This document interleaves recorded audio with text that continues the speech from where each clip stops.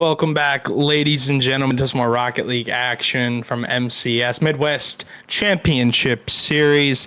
As usual on your Thursday night, I'm here. Same with V15. We're just statement names now. We're just the best. But it's another Thursday night, another 4 matches to go, and should be a blast. If you're wondering why I'm wearing a hat, it's because it's not a good hair day. That's what I'll say.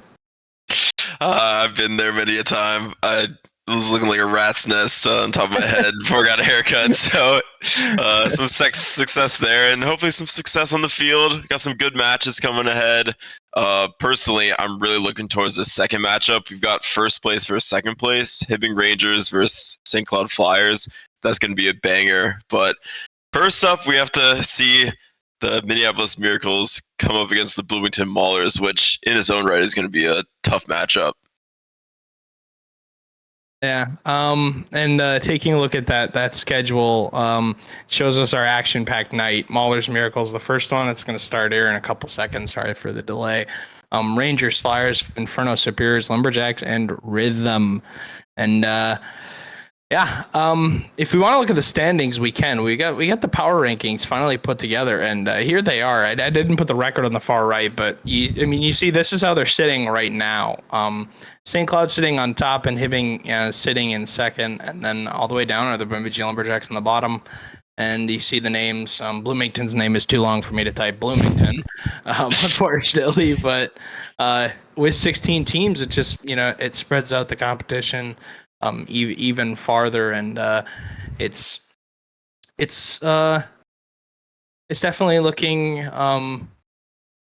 like we got some good teams tonight going to be playing. Obviously, the Rangers we're going to see eventually, but Maulers Miracles in this first one, and Maulers middle of the pack, not really top of the standings as far as Rising Star goes. Right now they're sitting in 11th, and the Miracles are sitting in 3rd. And this would be a big win for the Miracles because they got to close that gap between first and second, and obviously St. Cloud having 10 more points than them. I'm going to go with the Miracles in 3. I feel like this is going to be a quick sweep, but don't count the Maulers out. Maybe they got something cooking. Yeah, it's tempting to see the same strong 7-4 Minneapolis side. I'm going to give them in 4. I believe in the Schlonkers season.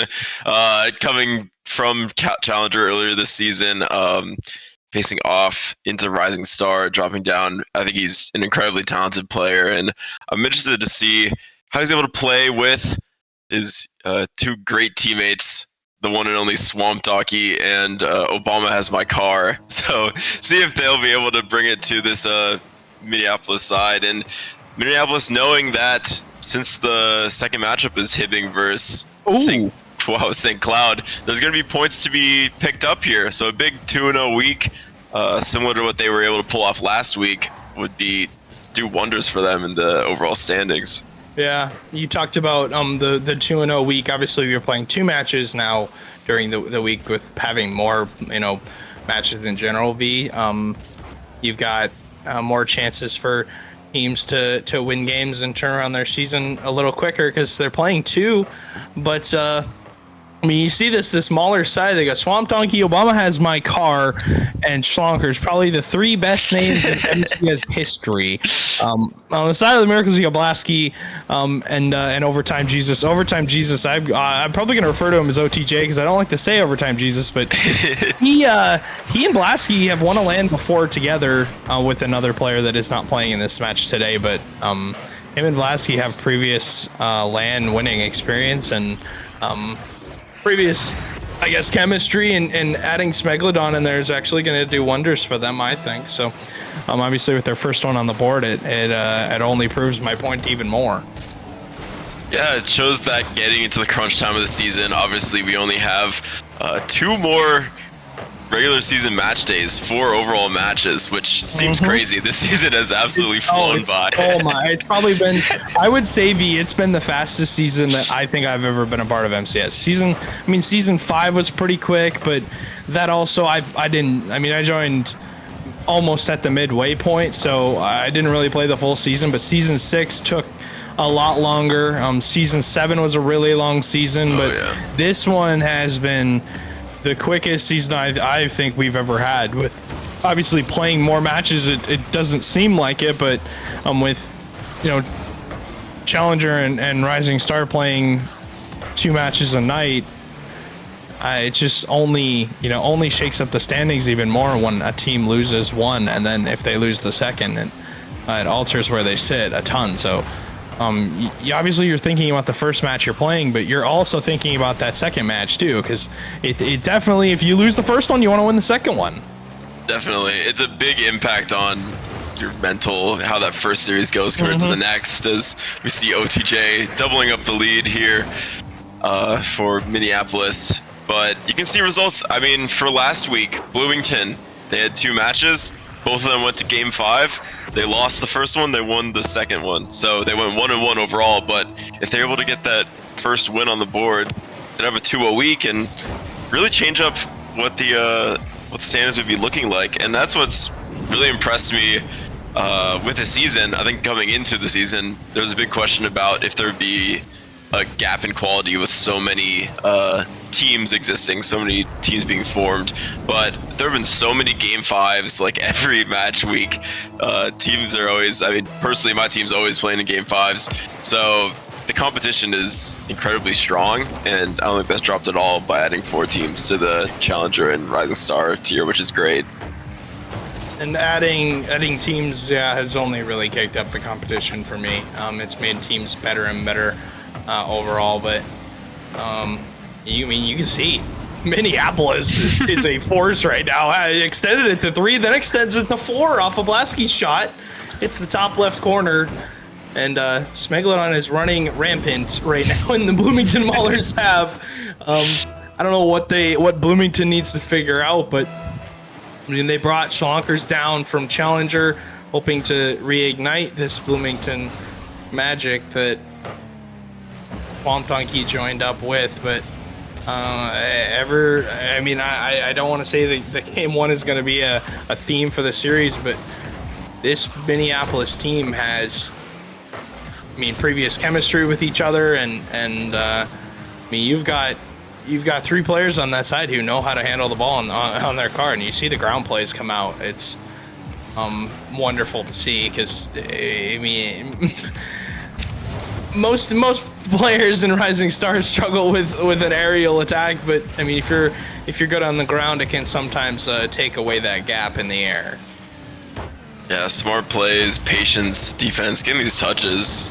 Megalon putting in a tough spot. There's a lot of space here for Minneapolis to just do what they want. They're just getting a step ahead of the Bloomington side. And I think this is potentially the first time, or at least the first time in a while, I've watched a Minneapolis game. And I've always been thinking in my mind that Rising Star feels like it's a 2-horse race with the strength of the Flyers and Hibbing, as they usually are quite good franchises. But I'm always looking, every Rising Star year it's always solid, but seeing how the Miracles are performing right now, 5-0 up in Game 1, you gotta look for challengers. There are definitely teams out here who do have the ability to contest these two and show what they're about, and I'm excited to see if Minneapolis can continue this on for the next potentially only 2 games in this matchup. Yeah, and you talked about challengers. Minneapolis is looking like a challenger right now, right? To those two at the crown at the top. But Hibbing and St. Cloud, it seems like every single season those two are the 2 kings of Rising Star. You maybe throw a Rochester in there, but Rochester's had a mundane season. They're bottom of the league right now for Rising Star, and it's odd to see because of how many championships they've had in Rising Star and in general, but how many seasons where they've been the best Rising Star team for the longest time. But it's been dominated by St. Cloud for me for the longest time. That franchise has just, I don't know what it is about that franchise, but anybody they get on their Rising Star roster, they turn into kings. But right now it is Minneapolis with all the punches, and this does not look close at all. I wanted to say Bloomington, with the 2 that they have that we knew about from the beginning. I think I forgot about Schlonkers for a second, but I wanted to say that this would have been closer in the first game, but this is as not close as it could possibly be. Yeah, it's looking like a solid wash so far, and yeah, dude, there's 7, just icing on top of the cake there, finishing it up. They've got 2 players flying up for this one, and drops down for Megalodon. And yeah, it's not looking great for this Bloomington side. I don't know how they can readjust and come back on this one. I don't know if the chemistry is there. Obviously, potentially, we might have Obama subbing in for Windy, who I think I've seen perform previously on the smaller side, but it just seems a bit stretched, a bit separated, and taking nothing away from the Miracles, because that was that was quite the game 1 performance, I must say. Yeah. Now going into this second game, what do the Maulers have to change? Because you can't have that a repeat. Because I mean, all we're gonna see is just the same thing of the Maulers running them over the entire time. I don't know if I saw a Mauler shot. Did they have like I don't even remember if they had an opportunity to shoot the ball. I don't want to rag on them too much, but when did they have a chance to, shoot the ball when it comes to getting an opportunity? But yeah, I mean, there's one off the bar. Oh, that's such a bad bounce. It still works. I mean, it still works out because Swamp Donkey keeps the ball in the half, but I mean, Schlonker's had a great opportunity, hits the crossbar, it just doesn't go for a favorable bounce for him. And I mean, now you see Maulers pressing their advantage somewhat, have ball possession, able to get a corner boost steal. Swamp Donkey looks for a fake, but Lasky sitting on the back line makes the save. There's Schlonkers. He finally finds that top corner that eluded him on the first attempt, and Bloomington won't be shut out in this game. Yeah, that's what we're looking for, just peppering the net there. Already up to 4 shots. I don't discredit me if I'm wrong. I think that's doubling the shots they had all last game. I think that is, yeah. Which is I think they had 2, but yeah. I don't remember. I know it wasn't a lot, and I know Bloomington had a lot, and they scored a lot, so it makes sense. But I mean, you see what this Bloomington team is about, and you see what Smegalodon is bringing to the roster. Fakes out the first defender in Swamp Donkey, who thinks he's going to hit it, and then they both go for the ball in the end, and he walks right through them both. Yeah, what a dunk play there. Patience. I think that's what I mentioned last game. The patience we've seen from the Miracles to know what they touch should be take control of it. I mean, here, OTJ taking over one, gonna get back to it. Look at the tap again, can't go in the middle. Megalon, though, he gets it, puts it, that's gonna off post, and he tucked it away. I mean, another great play there. Just all-encompassing effort from the Miracle side, chipping it over 1, another over 2, and finishing the job. And all that pressure is just completely nullified as the Miracles have stepped back into this match within the first minute. And all of them are obviously contributing on that play. I don't think Blas get the ball, but he was there at least to be in support. But see the chances that they're getting. It makes sense why they're scoring goals.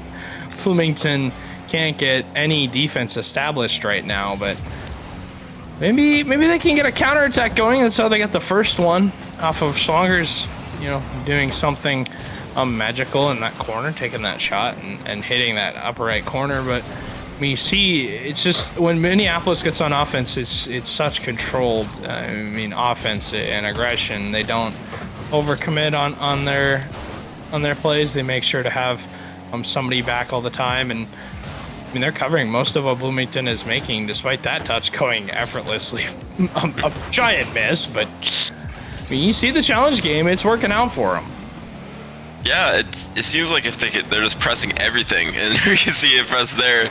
Swamp Donkey demoed into the net, and OTJ puts it away. Another bump onto Obama from Blaski's, just creating havoc on the Bloomington side, and it just seems like they're just a step ahead. I think that's a common thing with a lot of teams where you are expecting them to almost give the ball back to you, just give them some space, and they'll have a missed touch, and you'll get it back and convert on offense. This Miracle side is so smart with the ball that they just convert into a chance, and it feels like this Bloomington side is just sat back a little bit too deep, getting beat to these touches, and playing with this intention that the ball will come to them when it isn't quite doing so. And I want to see just a bit of a tighter rotation to get this, as that one gets swooped off by Obama. Swan Tiger trying to take it around up to the sidewall. Has the boost to tap this along.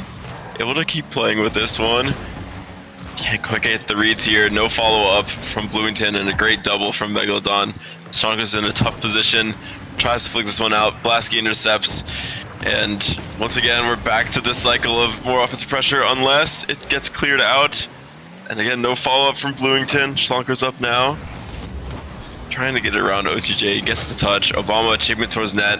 Important save from Megalodon to clear the lines. Schlonker's following up. Everyone in the right positions to cover this one. Pops out to the middle. No one there except for Obama. Looking for something off the front post.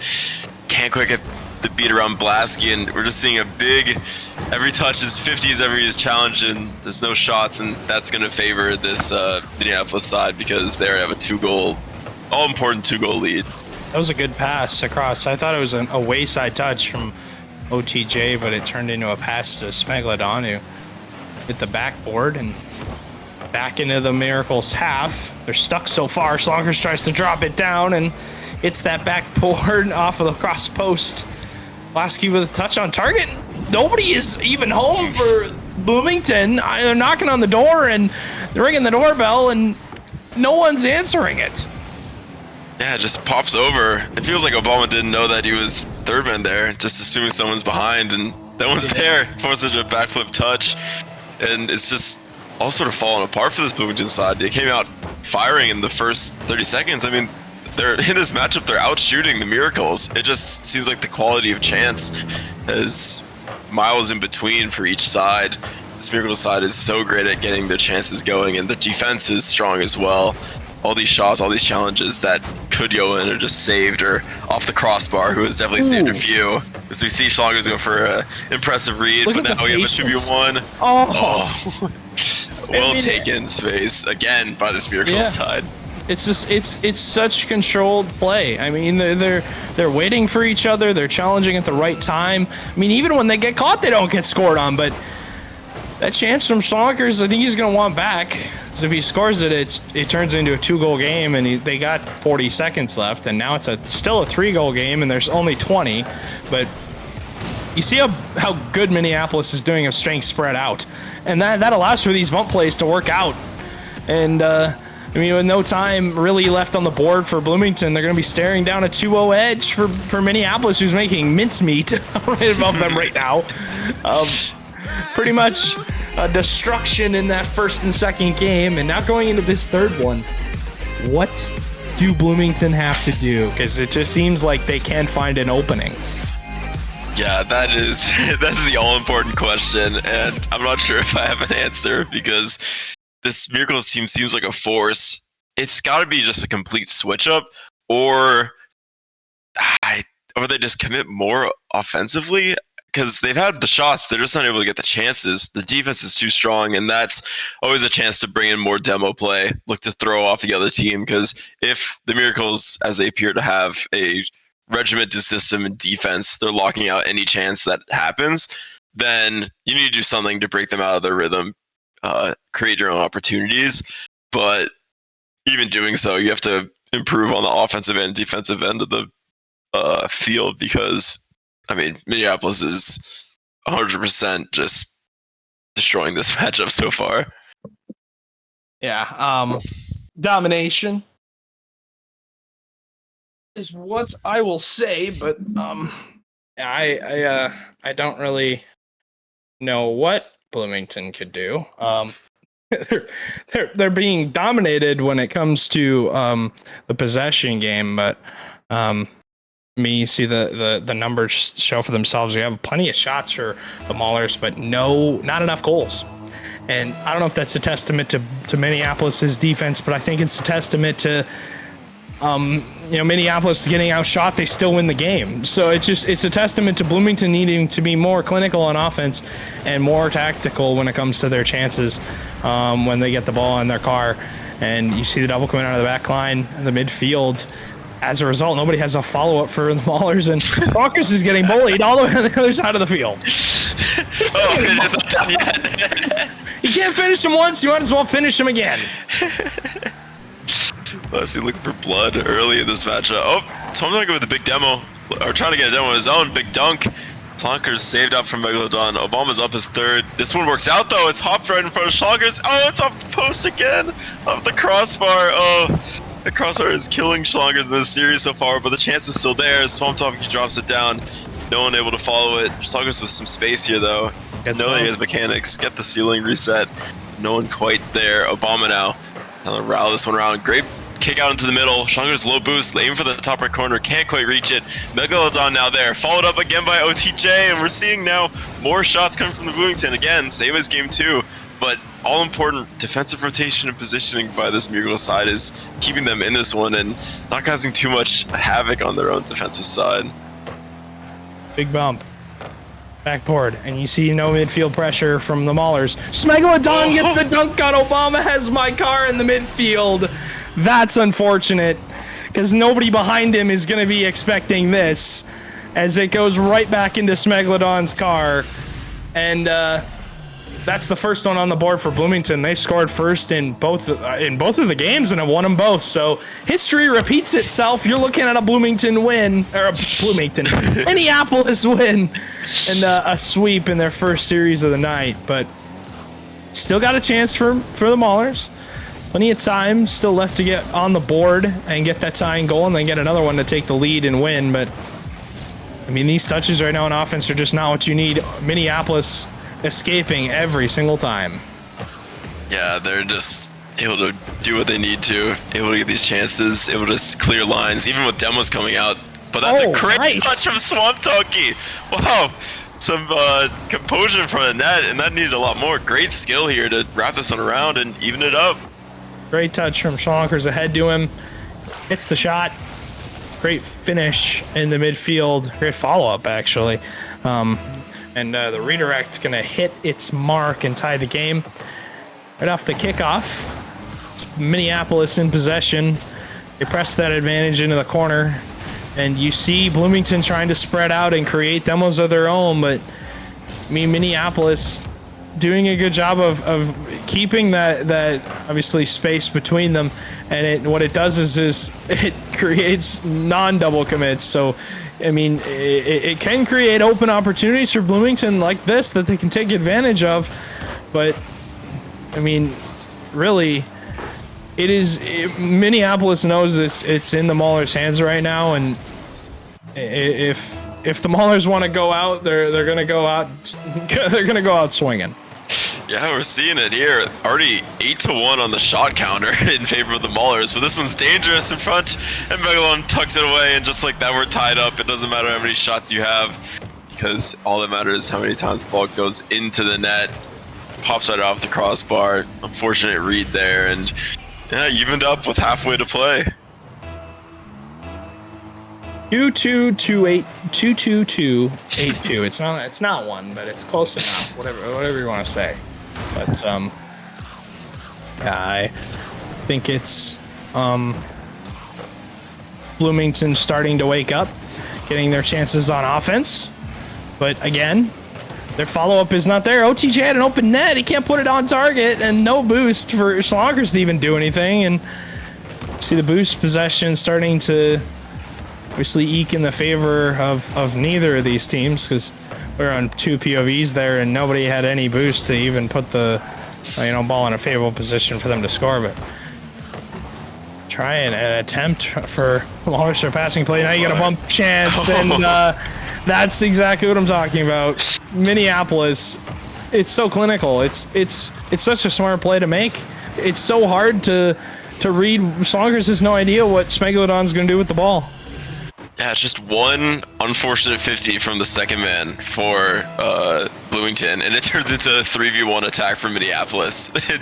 It's just the transition, the patience to control that, and also knowing that you can give that space, knowing you can go straight for the demo and not have to worry about getting the right position. And talking about getting the right position, Megalodon's having himself a field day this series so far. What speed there to set up his teammate OTJ and double the advantage. Kicks that ball with the back half of his car. Absolutely slams it in the midfield. OTJ's there for the follow-up. That's a 2-goal lead and some insurance for Minneapolis, who are looking for the sweep in this opening series. And stick around for later on. Lots of information to to find out what we're going to have later on in the season. But that is an unfortunate bounce, because OTJ is going to dunk that all the way from the front of his box, from midfield over Obama Has My Car. That's a tough one, because that makes it a 3-goal lead.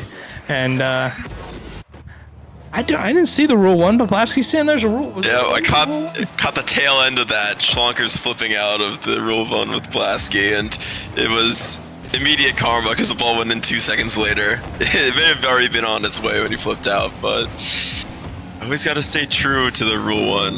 It's a dangerous thing to play with, especially because we have 2 matches every match night. Can't be angering the Rocket League gods. Or else you can't be spitting in their faces. Exactly. And disrespecting them with such malice and intent. Oh, he's gonna come out of the inside of the net. Blasky gets the 6th on the board. Minneapolis' offense just can't be stopped right now. Smegalodon, the demo comes in for Blasky, who drives out of the opponent's net and shoots the ball into the same net he came out of. I don't know if I've ever seen that in my Rocket League history. That's really, I wouldn't say that's angering the Rocket League gods. That is pleasing them with great fruition. But, 4-goal lead, and Bloomington is running out of time quickly, as this one is just getting away from them. And they had a chance with the 2-2 side, but there's the demo on the back line again, and Minneapolis have been so good at demoing the third man. No boost on the field for anyone to work with. And 15 seconds to a tick away. Bloomington gonna get one for the road for Swamp Donkey. With a hat trick, gets 1 on the board, and able to get 1 back. But 3 in 13, tough ask. Yeah, that's gonna be a tough thing to turn around. I don't think it's gonna be possible. It's more one for the road for the next matchups. If they can carry it on, see the ball go in the back of the net. Because this one looks all but over. An impressive showing from Minneapolis, really on all parts of the game, and deservedly so, getting the sweep. 3-0 victory to start off the night. I mean, they came out swinging. They didn't wait, and that's the good news for them. Is this one was a quick one, and I mean it kind of makes up for the 12 seconds for us.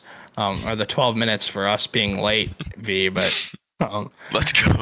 Let's go. Appreciate it, Minneapolis. But yeah, this was a good one. 6 goals again on the board, and I got to take a look back at the replays real quick to see the score line. But 6-2 or 6-3 in this one, and then they did not. They were not shut out when it comes to scoring. They couldn't be stopped when they got on offense, when they got a chance. I mean, they did so well at making so many not even mistakes from Bloomington. They were just in a tough spot the whole time. They put up 7 in the first game, 4 in the next game, and then 6 in this game. So that is 17 goals in 3 games, which is not easy to do. But I mean, I think that this just showed a testament to Minneapolis being in the top 3, establishing themselves as one of the best teams in Rising Star. And now looking forward, St. Cloud and Hibbing, obviously going to be watching this match, wondering if Minneapolis is human, when they run into them. But yeah, it was a good first one, and I'm looking forward to the next one. And the next one, I is going to be an interesting one. I will say that you've got the Hibbing Rangers and the St. Cloud Flyers running into each other here, and this is going to be a good one. V, you got the number 1 and the number 3 now after that win from Minneapolis. Yeah, it's going to be a real showcase. It's going to be really impressive. I think these teams are incredibly even, and I think I'm saying the top two teams, so I'm very excited to see them duke them out. And also at the same time slot, I'll be checking the schedule page because this red hot Minneapolis side is facing off against the Fargo Steelhawks in 4th place. So we have first versus third, second versus fourth in the 6:45 time slot. Really looking to teams who can separate from each other, and calling back to the Bloomington Maulers, they'll be facing off against the St. Paul Senators coming up at 7:30, and that's a 4-7 and 4-8 matchup. So, it's equal records all around. It's going to be competitive matches. And with them playing St. Paul v, they obviously want to beat them to overtake their spot, but that is an important matchup for them because that 5th win on the board would be huge. But you already have 8 losses on the season, so it's a little bit difficult. But you've got the major coming up, that a different format than we've ever done. So anything's possible in that. But obviously we've got this week of matches. Next week we have a giant break for Thanksgiving. Happy pre-Thanksgiving to everyone, and after that, we have week number 9, which is the final week of the season, and then we go into major, and then we jump into major. Obviously, that first week of the major, and then the second week of the major right after that, and then a bit of a I think a 2-week break. I think it is, and then it's play-ins, and then LAN is the next weekend after play-ins. And speaking of LAN, Brock, if you want to throw up that graphic for us, that would be huge. Ticket link is live. I sent it in the announcement, and it has of course a QR code for you if you don't want to type in or click on the link in the Discord. But that QR link. That QR code does go to that LAN ticket link, and if you would like to get a jersey as well, you can get actually a deal. You can get a jersey and a ticket for the jersey's normally $70 alone, and you can get a jersey and a LAN ticket for $80, and you're saving about $20. You're saving almost the whole price of the LAN ticket, and you're getting a jersey and a ticket. So, it's a special now through Sunday. Sunday at midnight, which is the 19th of November. That's when it ends. Is that sale? So, get your tickets whenever you want, but. Yeah, January 13th and 14th should be a blast. I'm looking forward to it. I think that LANs are just a different animal, V. But I'm looking forward to this next one. And final thoughts from this series. And if you want to throw us to a break, you can. But I can do it. It doesn't matter. We can do whatever we want. We can sit here and talk to the people all day long. We can make the players wait as long as we want to. Exactly. We have the power. Exactly. We have the power. But we won't do that to them. Get your tickets. LAN's are a great event, especially if you're qualifying. We got big matches coming up, major play-ins, so be sure to catch all those streams. When it means a lot more to the players, you see the real stars shine. So you want to see how that come through, especially with our new player cams every week. So I'm sure there'll be some great reactions for some some great goals, especially to get some play-ins. So be sure to catch the streams as they come up and get your tickets and jerseys for sure. But we got 2 teams coming up next who are looking to punch their tickets to LAN as fast as possible. We got Hibbing Rangers versus St. Cloud Flyers coming back after this break.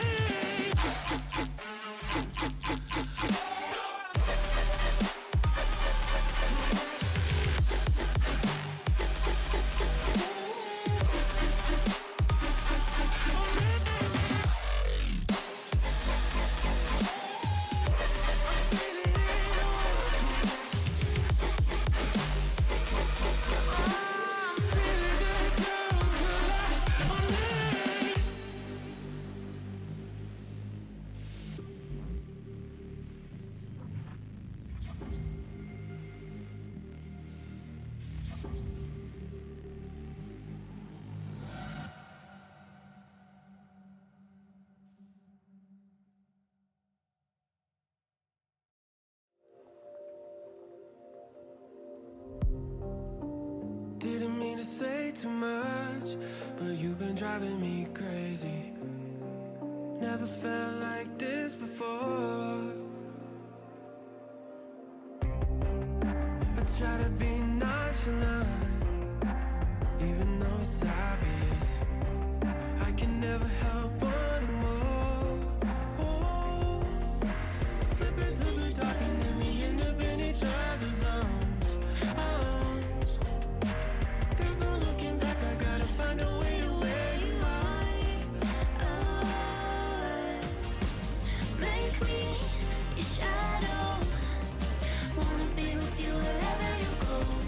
You know I'll follow you. Wanna feel right when I got you close.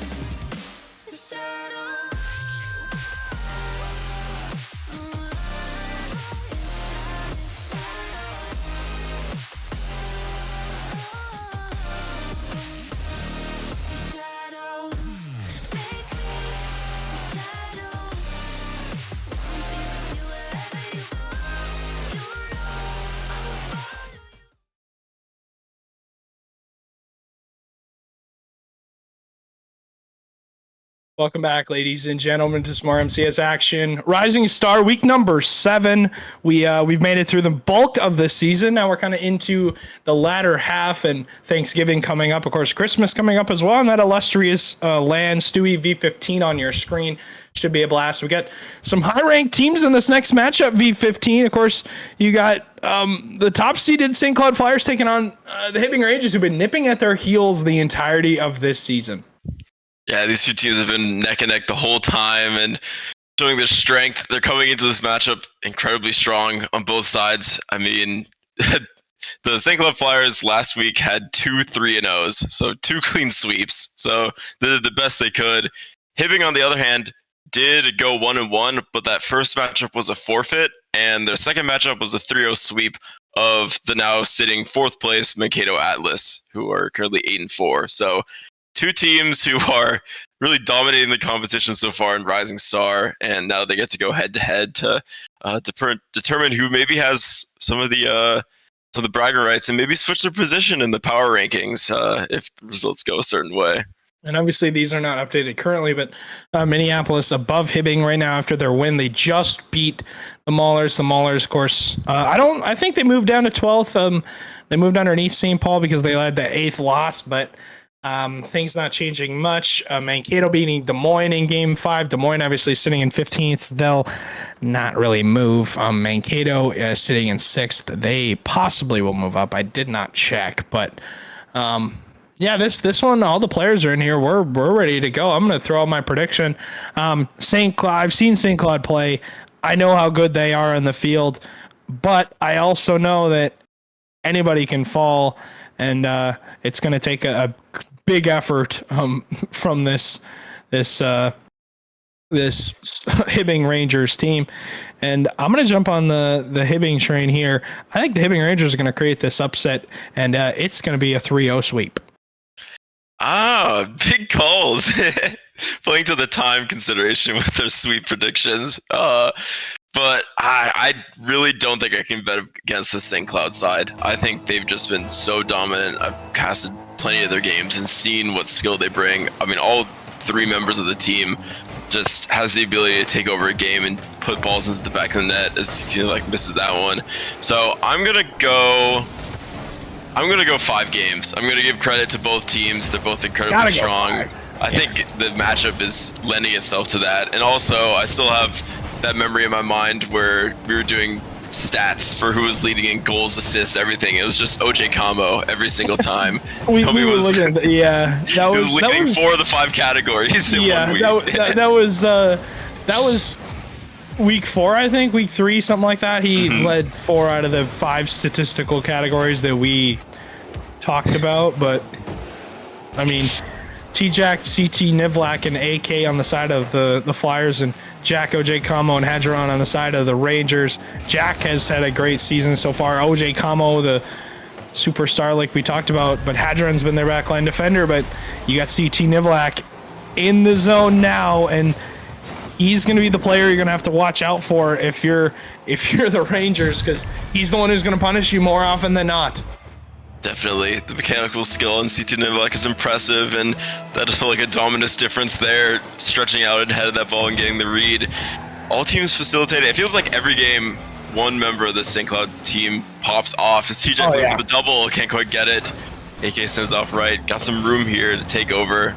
Big down from Hadron, opening up the play, but a great pass there. Oh, Ben, a big save from OJ Combo.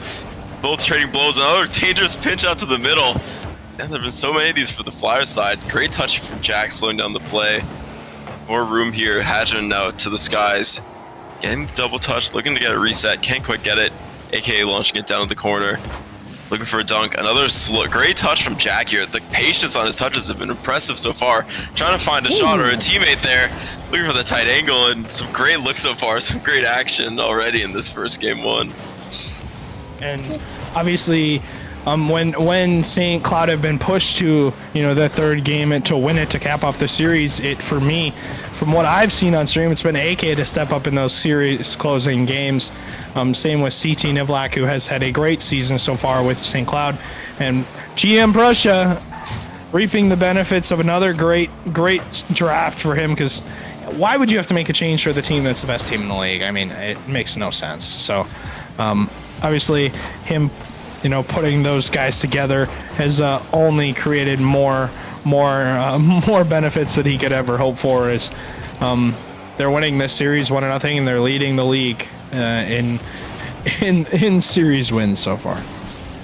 And I mean, the goal difference, we have 15 plus 15 in the goal difference, which is the highest in all of the tiers, just beating out the 8-1 Duluth Superiors up in Prem. So when they're playing in series, they're not dropping many games, and they'll keep doing that if C2 Nivla can keep placing these shots, puts it in the bottom corner, out of reach of the defenders. Big commit as third man there, out of Hibbing and doubling the advantage. He just can't make a mistake at this point. Everything he does is with intent. It's purposeful. It's forward. It's creating chances for this Flyers team that he is just going to put away 99% of the time. Now looking at this game, 2 minutes to go, and we're still waiting for the Rangers to wake up on offense. I said they would come out with a sweep. They got to make a comeback here and get 2 on the board, to win, to possibly, force an overtime in this game. But St. Cloud, I talked about it when they were on stream previously, what they do so well. When they get a lead, they are possibly the hardest team to take it away from.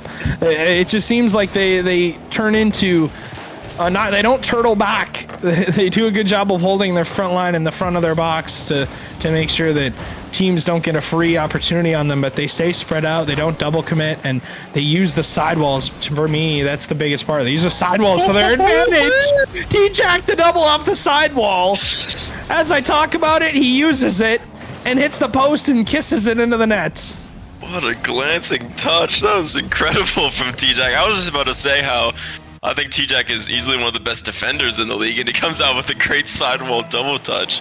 He's an all-around player, and they're really suffocating this Hibbing side, not giving any chances, continuing with their offense, holding them back. Only 3 shots with this Rangers offense is something you'd like to see if you're a St. Cloud fan, and they're looking for more here, trying to find AK after the cross over the middle.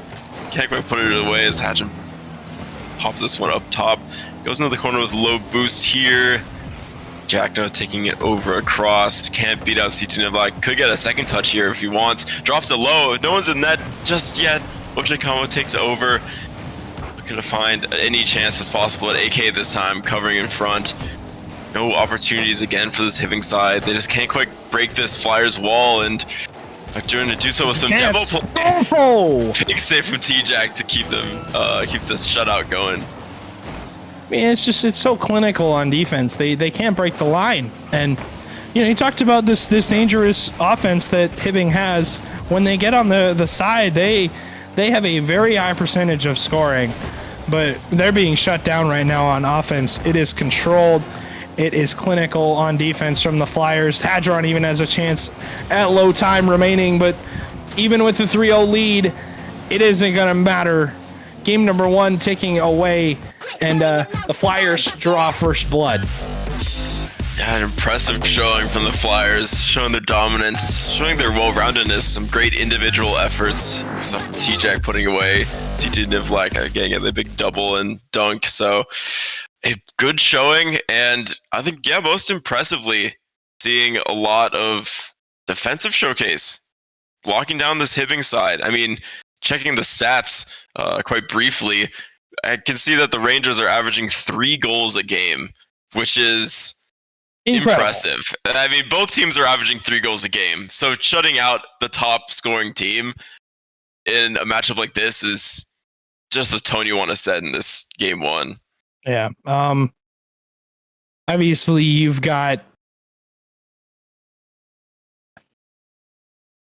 to go back to the drawing board if you're the Rangers to figure out what you got to do to get some offensive chances. But in this game, it wasn't their defense. They put up 6 saves. It was the offensive side of the ball. Only 6 shots put on the board, and you don't score on any of them. So you got to be kicking up, towards that 8 or 9 shot mark and putting away at least 2 of those to be winning games. If you're getting 11, 12 shots a game, that's great. But if you're hitting one of them and the other team scores 3 goals, it doesn't mean anything. So, yeah, it's got to be much more controlled if you're on the side of the Rangers. But now in this game number 2, Hibbing staring down that 1-0 disadvantage, and already the ball's on their half, and they don't have a touch. The miss comes out, and the Feels backflip comes with it. Unfortunate. Ojikamo can't read it, maybe assuming there's a touch from AK, but needed to finish. T-Jack slotting into the middle of the net, right behind the third man, and yeah, quickly getting out to an early lead for the Flyers. They could double this up if CT Nivlak puts it away, and of course he does. Puts it far post, and already 11 seconds in, it's 2 goals to the Flyers.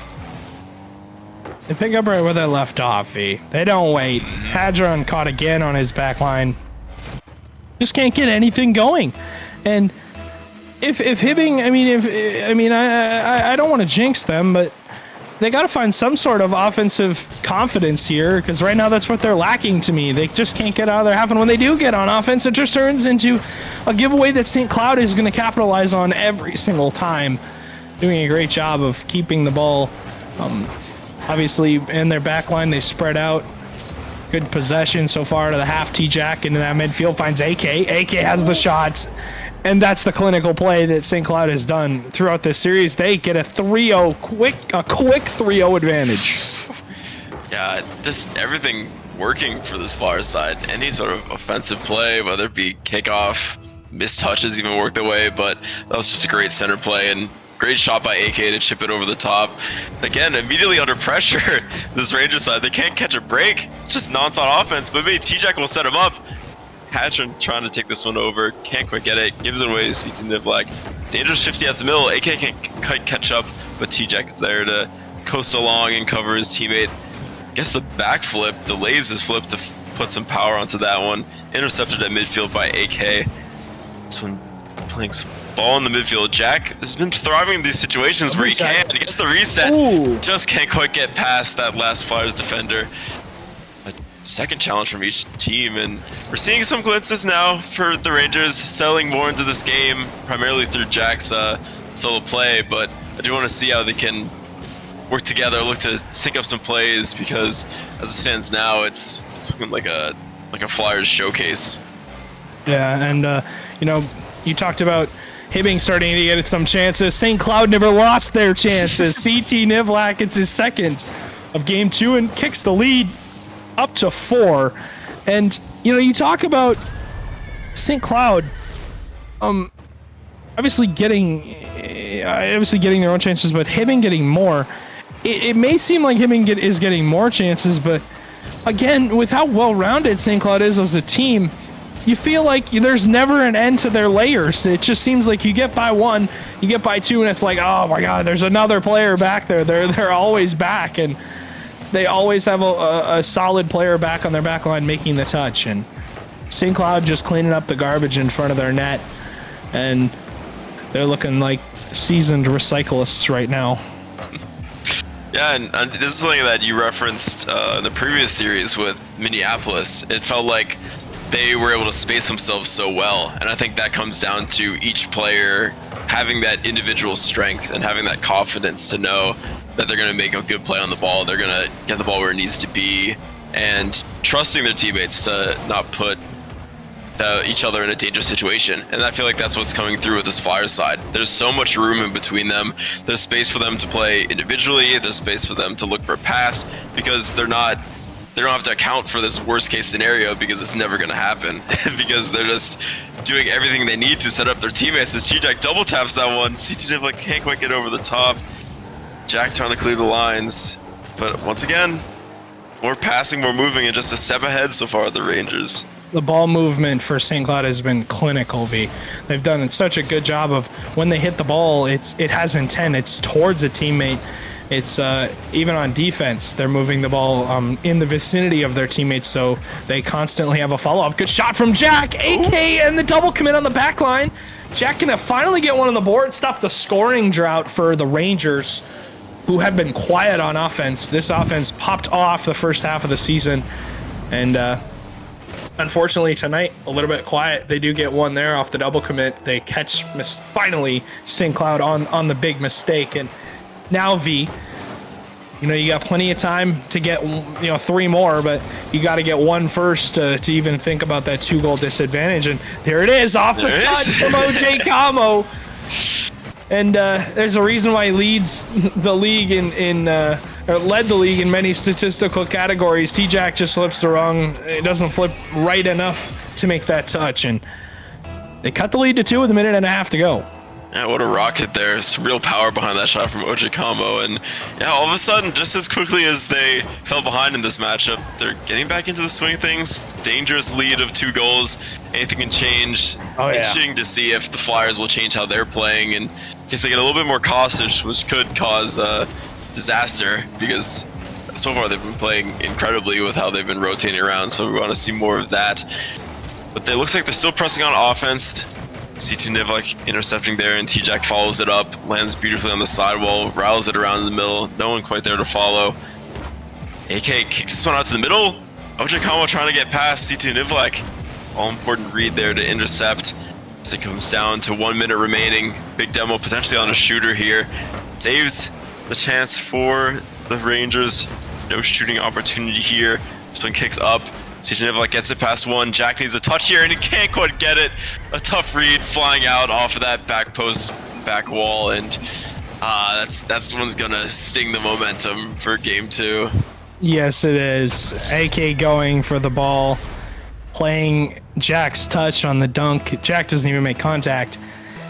CT Nivlak, it's his 3rd of game number 2, extends the lead back to 3. Not a lot of time for Hibbing, who looking at a 2-0 disadvantage right away. Another shot from T-Jack is there, and this St. Cloud offense is just uncanny when they get on the side of anybody that they're playing. It's honestly, it's great to see. They constantly are finding each other on this offensive side, and it's working to perfection.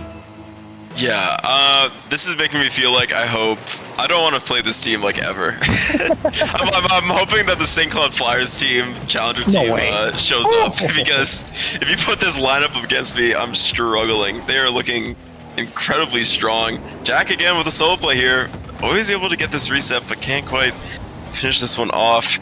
Hadron trying to get some momentum heading into game 3 because they need all they can get because it's just been a surge from this Flyers side. They're just flying to everything. Their pace of play is incredible. Their passes and putting the ball in dangerous locations that make it hard for the Rangers to aim. And all of a sudden it went from a 2-goal lead to a 4-goal advantage for the Flyers as they will take this game 2 as long as this hits the ground. And eventually it's still up. I got one more in me. Oh, big bounce. Oh, sidewall. One more. AK. Yeah. Yep. Nice. And it's at mid. I think the only thing a Rocket League player can say is nice because they say nice about Nice. a million times. Nice. Well done. There we go. Nice. St. Cloud though gets that one, extends the series lead to 2. We're looking for a quick, clean sweep of the Hibbing Rangers, and now if you're the Rangers, you just cannot get it together on offense. But it's not your offense so much as your defense. Giving up 6 there, and the first game was what, 3-4? Yeah. So you got to slow down the St. Cloud Flyers offense if you want to have a chance at winning this series. I mean, your defense is struggling.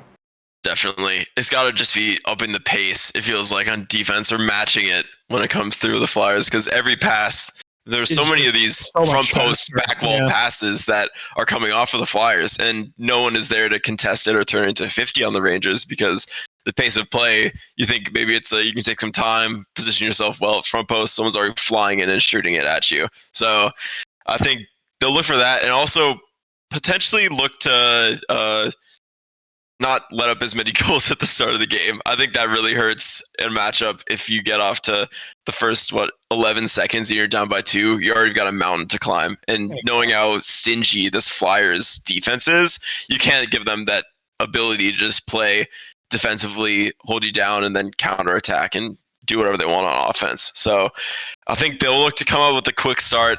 I think they need to show the pace, show some sync up play, and I think they still got something in them, definitely, because we've seen their class this whole season so far. So it's not going to be the easiest task for the Flyers.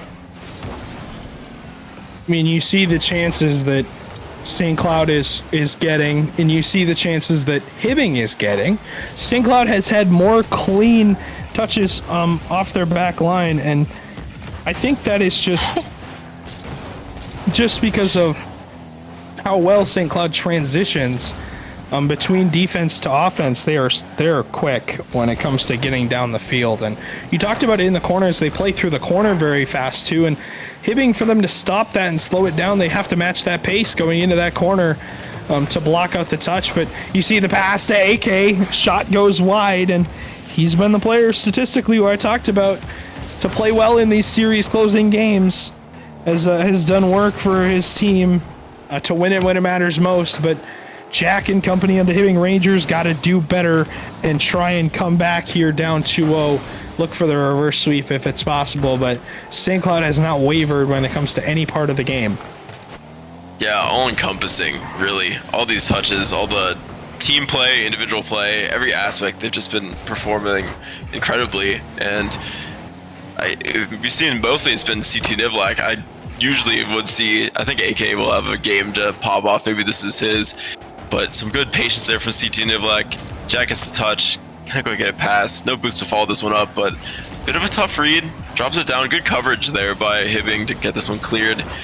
With more pace from T-Jack. Low boost. 12 boost. Still challenges for it. Gets the dunk. Setting his team up well. Gets the double top over the top. Can't quite set up a teammate. Has sent around a big bump there between two teammates on the Flyers side. Not going to do too much. No boost here from AK. Trying to get a positive 50 as this one kicks out, and no one's there to follow it up.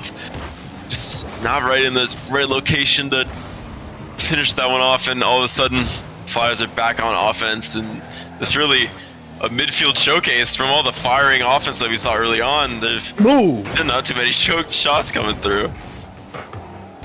I mean, the good news for Hibbing is they're not down 2-0. They're up 1. His neck's going to go all the way down and in for Jack as he gets the shot. And I mean, that's the good news, though. They're not staring down a 2-0 disadvantage or a 3-0 or even a 1-0. They're up 1 now in this game 3, looking to cap one off and get one and move on to game number 4 and force it. But with how St. Cloud has been playing offense, V, it doesn't seem like it's possible to slow them down for long enough. AK off the kickoff, demos Jack.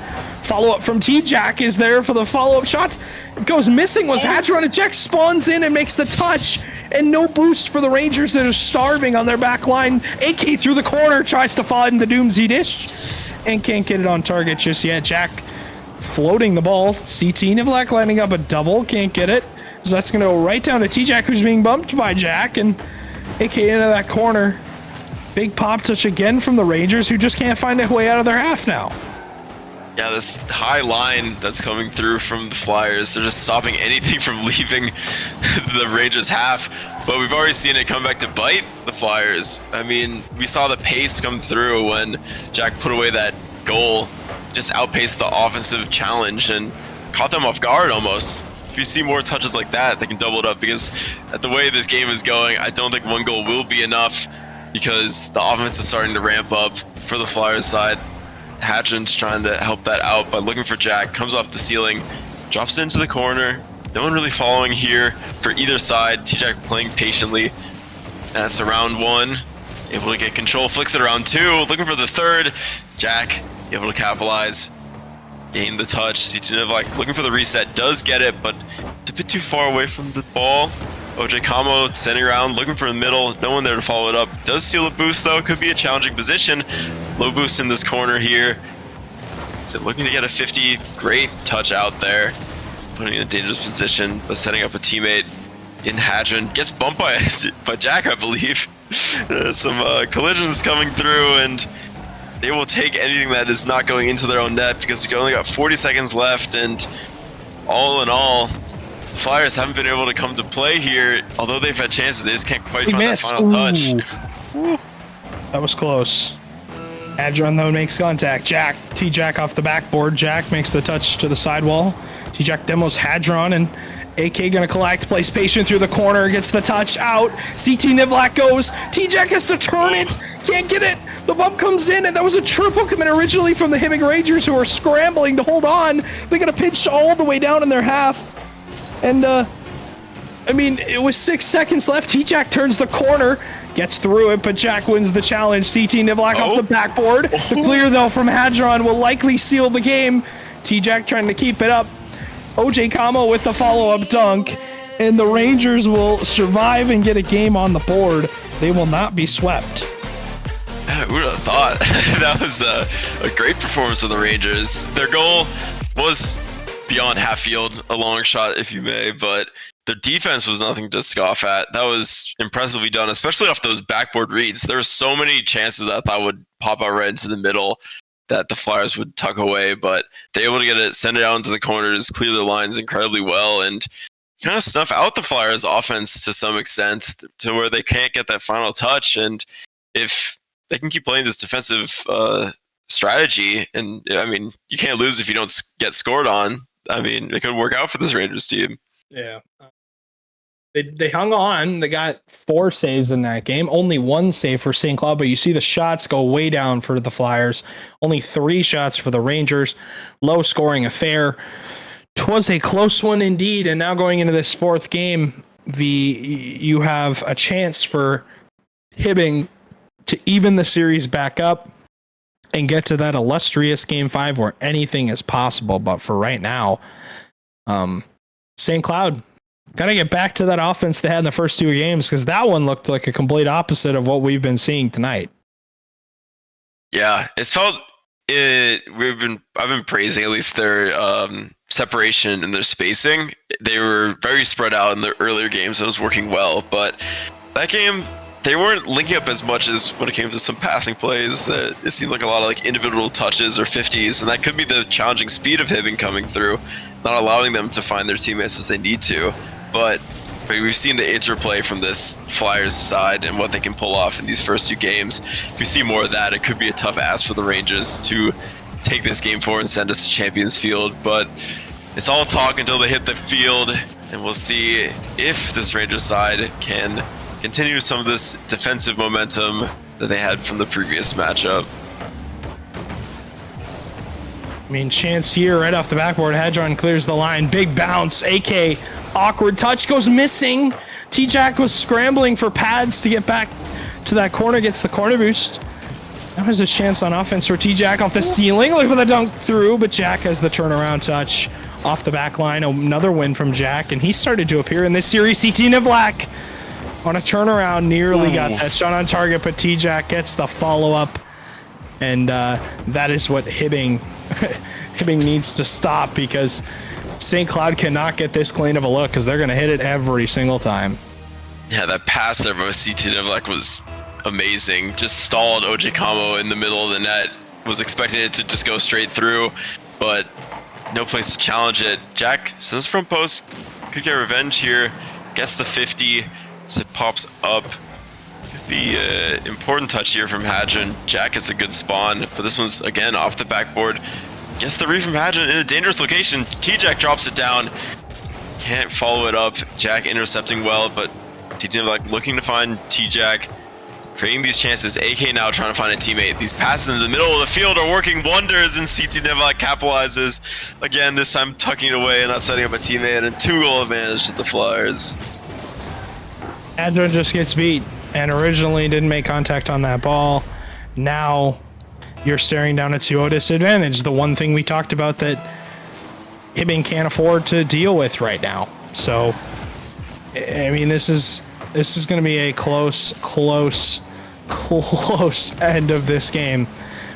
If Hibbing can find one and try and close the gap, but still a 2-0 insurance lead, insurance policy for the Rangers, who look poised to win this series in 4. And that was your prediction, so it's, if they win, it reigns true. But right now, back foot flick from Hadron was a chance. OJ Kamo goes missing, but draws in T-Jack. And even if Hibbing is missing their touch, they're drawing in St. Cloud defenders. CT gonna find T-Jack on the turn. That's on target. Hadron can't get back to it. And St. Cloud extends the lead to 3. Yeah, some midfield play there. It's again a good link-up play. CT like finding that middle of the field pass. Always looking to find a teammate, always looking for a shot, because it looked like just a slow ball moving in the middle of the play. There's no threat on a goal. I can go get boosts. I can go reposition myself, and all of a sudden, it's in the back of your net. Hadron can't get back to it. So the transition speed, as we've seen before, this Flyers side is really coming through in this game 4 as they need it to, because we've already seen the defense coming through. Jack with a blaster, but T-Jack will stop it right there. Important, good pace, good touch, and more pace there from T-Jack, just owning the defensive line, beating out so many of these Rangers side. This is a dangerous ball into the middle. I don't know how it hasn't gone in yet. I don't know, where's the shooter? CT Divak now shows up, looks for a bump, can't quite follow it, and I mean, the Rangers somehow get out of that situation, not being scored on. I mean, they're now on defense again. Still pressure coming in, and that touch from AK over the top, 4-0. St. Cloud running them over. As T-Jack was bumping Hadron, he got the demo first, and then was bumping Hadron in the back line, and still annoying him on his line. And 4-0 in this game.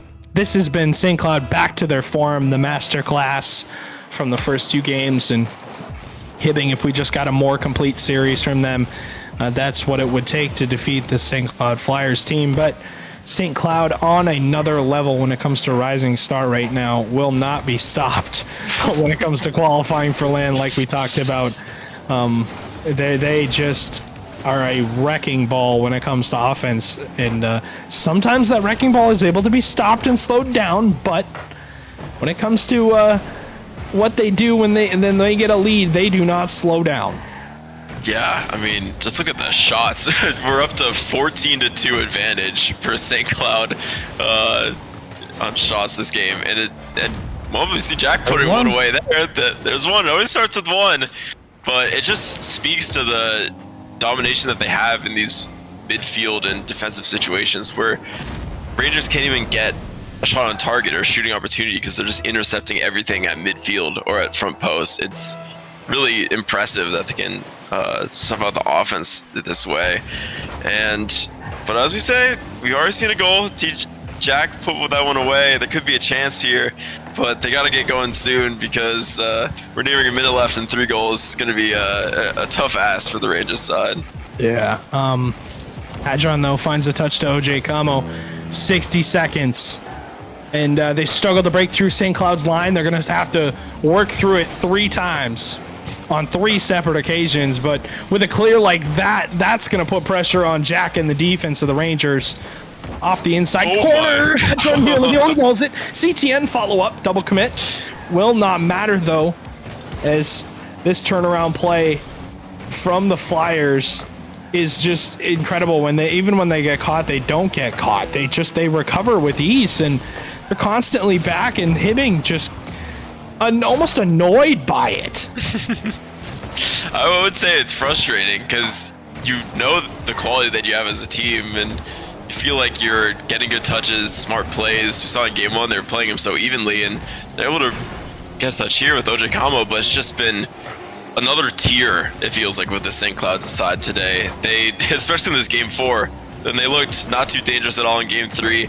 They refocus, they show up, and they absolutely obliterate this Rangers side, finishing up the series 3-1, justifyingly so, holding on to their top ranking in the power rankings and in the standings, looking like the team to beat here in Rising Star with just 1 match to go. It's gonna be. I'm interested to see who can actually take out the St. Cloud team because they look on fire right now.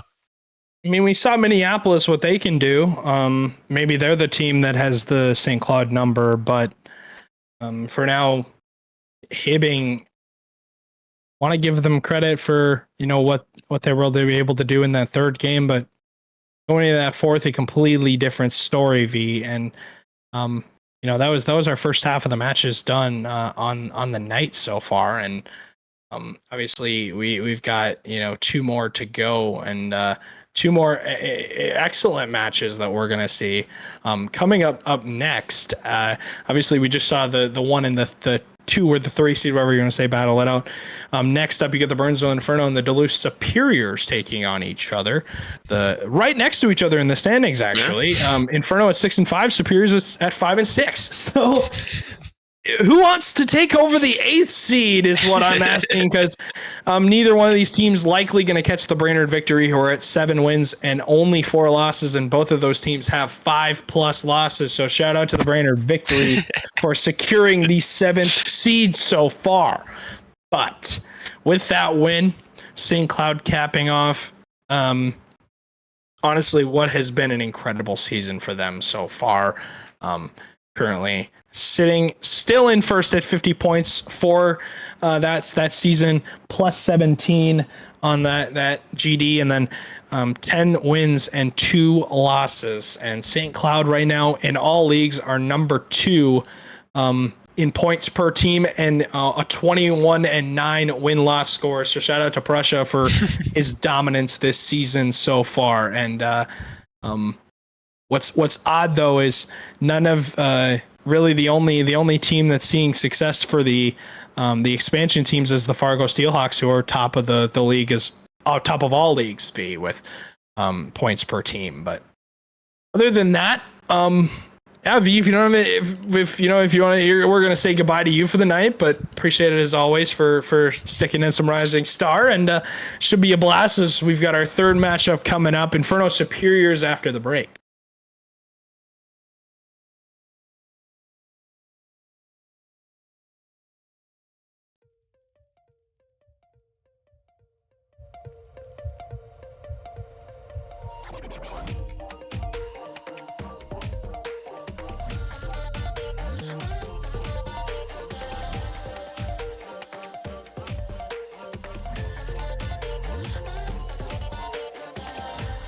Go on, myself.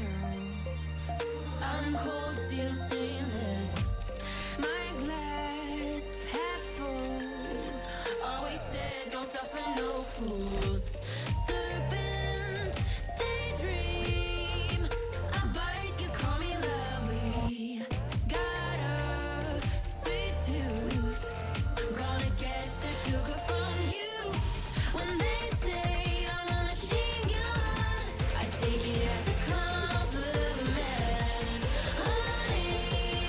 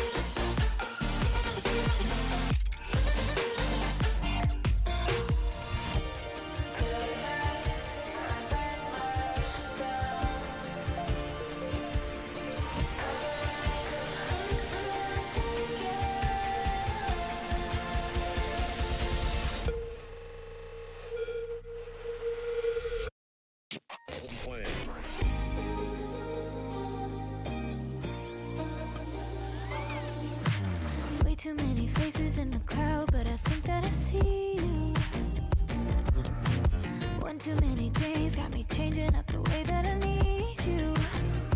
Now we're both at a bar, acting like it's not hard, trying to feel something different.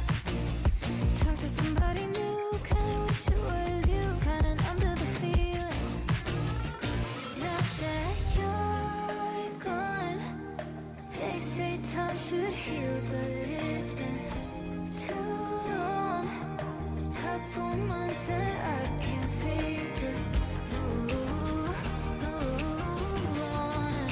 I can't seem to move on. I can't seem to. I can't seem to.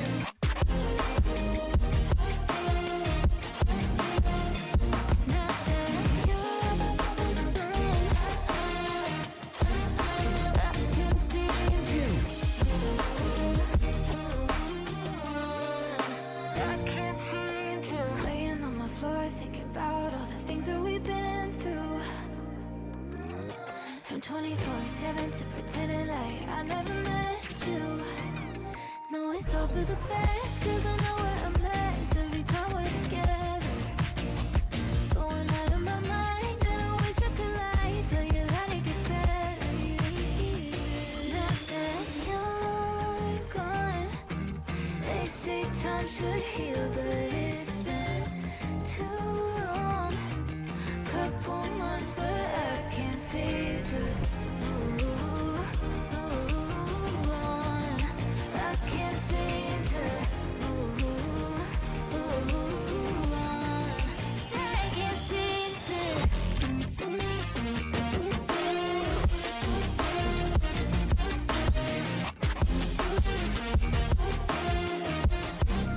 I can't seem to.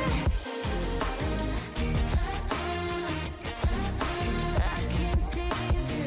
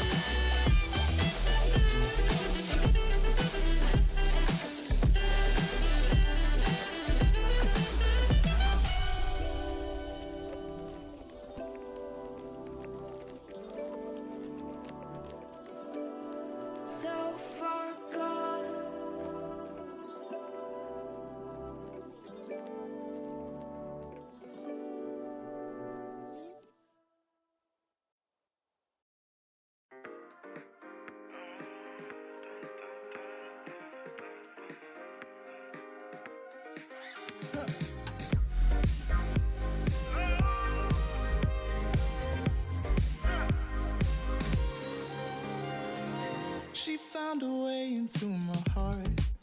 Oh, oh, she don't make up, no, she make art. And I need a way to treat it, cause I keep getting high off of her. Off of her. I know that you'd be bad from the minute I saw you. But somehow I keep running back to you. Back to you. Back to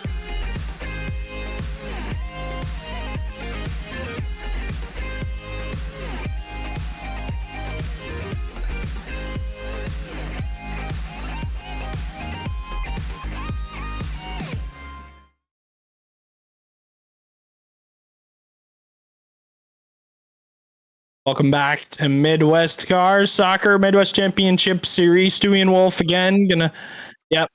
Rocket ball, car hit ball. Stewie and Wolf on your screen. Gonna cap off the evening for there we go. For two final matches. And Brock, how you feeling about these two matches? You got the Inferno Superiors up first. Gonna be a good one. Both of these teams coming off of losses. Actually, no, Inferno won their series. So one coming off a loss, one coming off a win. Yeah, it's interesting because I believe last week we saw Duluth catch a hot hand, with Slugdog, and I'm pretty sure at this point they've decided on Slugdog because we saw them last week have Slugdog as well, even though him and I believe Fiddlesticks are the same salary. They were kind of going back and forth, but now Slugdog back-to-back match appearances, and he played. Remember him playing a bit rough in that game one, but as it went along, he played much better during that series and asserted himself as that third player. But I don't know. I feel like Duluth can be a very good team when they're on, and Burnsville for me it just seems like they don't have a huge ceiling.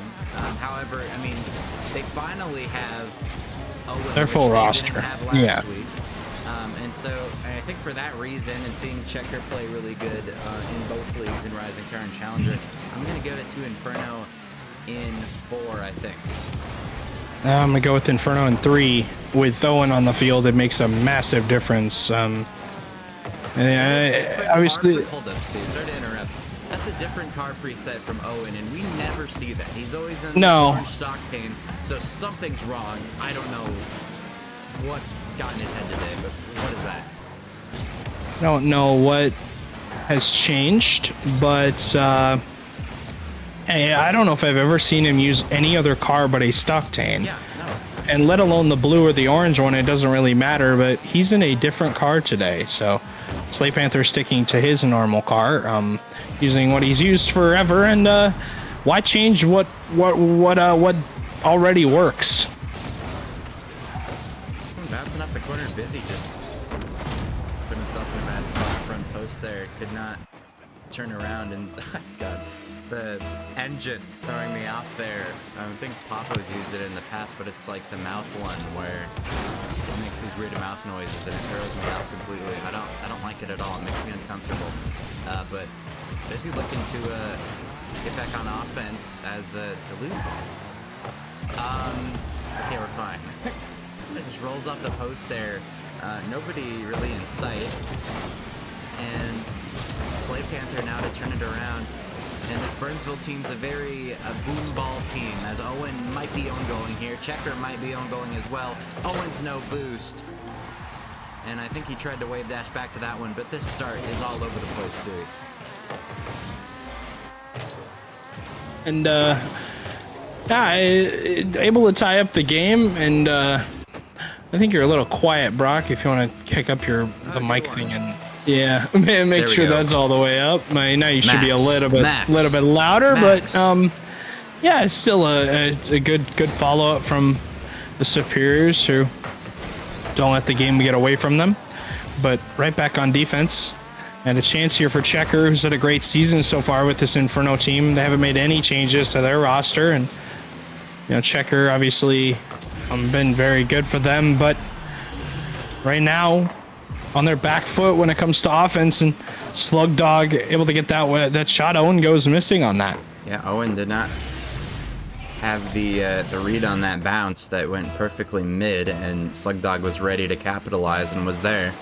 And now Duluth up by 1 here after they had a crazy 1-1 start where both teams kind of just conceded free goals to each other. Must have shaken up on it before the game. But regardless, half the game gone in game number 1. Kirby does lose possession here. Slave Panther up, takes the possible 50. Had gone for maybe a 4th reset. Now this one's going to go back out towards the Superior zone. Now all the way back to the Inferno zone as it's out of bang ball. Kirby, though, getting a nice first touch. Can he follow it up and do something? Tries to get it over Owen, does not. And now Busy looking for 2, Ooh. denied by Owen again. And now this is back to the Inferno, but Slave Panther's backwards, and it's a double commit for Burnsville as Checker. Maybe if he's got boost there, he can make something happen, but no boost, and it's a free touch off the backboard that is given away to Burnsville. Here come the passing plays from the Burnsville Inferno, and they're going to equalize here off of a pinch, I believe, from Slave Panther. No. Good pass. I mean, it was Owen. Regardless, good pass across. And I was going to talk about, you know, Owen and Checker being at sub 100 points and not even crossed the triple digits yet. And as I say that, they both get to it. Able to get 1 on the board. Able to tie up this game once again. Wybusy off the backboard for 2. Trying to find that opportunity, but Superior's still stuck on the wayside. Pass to Slug Dog, and Owen gonna sit in front of it. And Checker with the dunk off of the midfield touch. Not a lot of time. Owen takes control, gets by 2 players. Looks to the 50, can't get it, and Slave Panther into that corner past 1. Maybe over the top of Kirby, he does. Now looking for Slug Dog as he's last back and tail between his legs. Puts the ball into the corner. Good turn shot from Checker. Pressure on the Superior's defense. Slug Dog across the lane for Wybusy. Ball gonna float off of that sidewall. Any follow-up for Wybusy would be good here, but can't get it on target. Slave Panther stands in his way. Oh Good my double off goodness. the backboard. Slug Dog has stepped up in this series big time in game 1. It's an insane shot from Slug Dog. Off of that wall, it's gonna bounce. Follows it up to the left side. Reminds me of a goal I had way back in season 3. I think it's on the YouTube channel where it's season 3 Challenger and the same spot. And he's able to get it to go. And I mean, he's had a really good start to game 1, very opposite of what we saw. Pretty sure he had own goal actually in that game 1 last week. But now is proving to be the most, you know, versatile player right now on this Duluth team. At least in game number 1, as Owen's gonna pop it up, Checker up for it, shot down low, and into the back of the net it goes. Again, it's another equalizer as these teams go back and forth. Inferno with the answer off that play. Slug Dog made a great play to get the lead, but a better play from the Inferno to tie it up. With 25 seconds, I honestly think that it's anybody's ball game. Checker, dunked by Slug Dog in the midfield. Slave Panther into the corner of the Superiors. Wybusy gets dunked off the backboard. That was an awkward play. Wybusy gets over Owen. 2-on-1, 3-on-1 on Checker. He's last back for the Inferno. Doesn't get the best touch. Owen, double kick from Slave Panther. It's going to reverse the field all the way down. It's still up.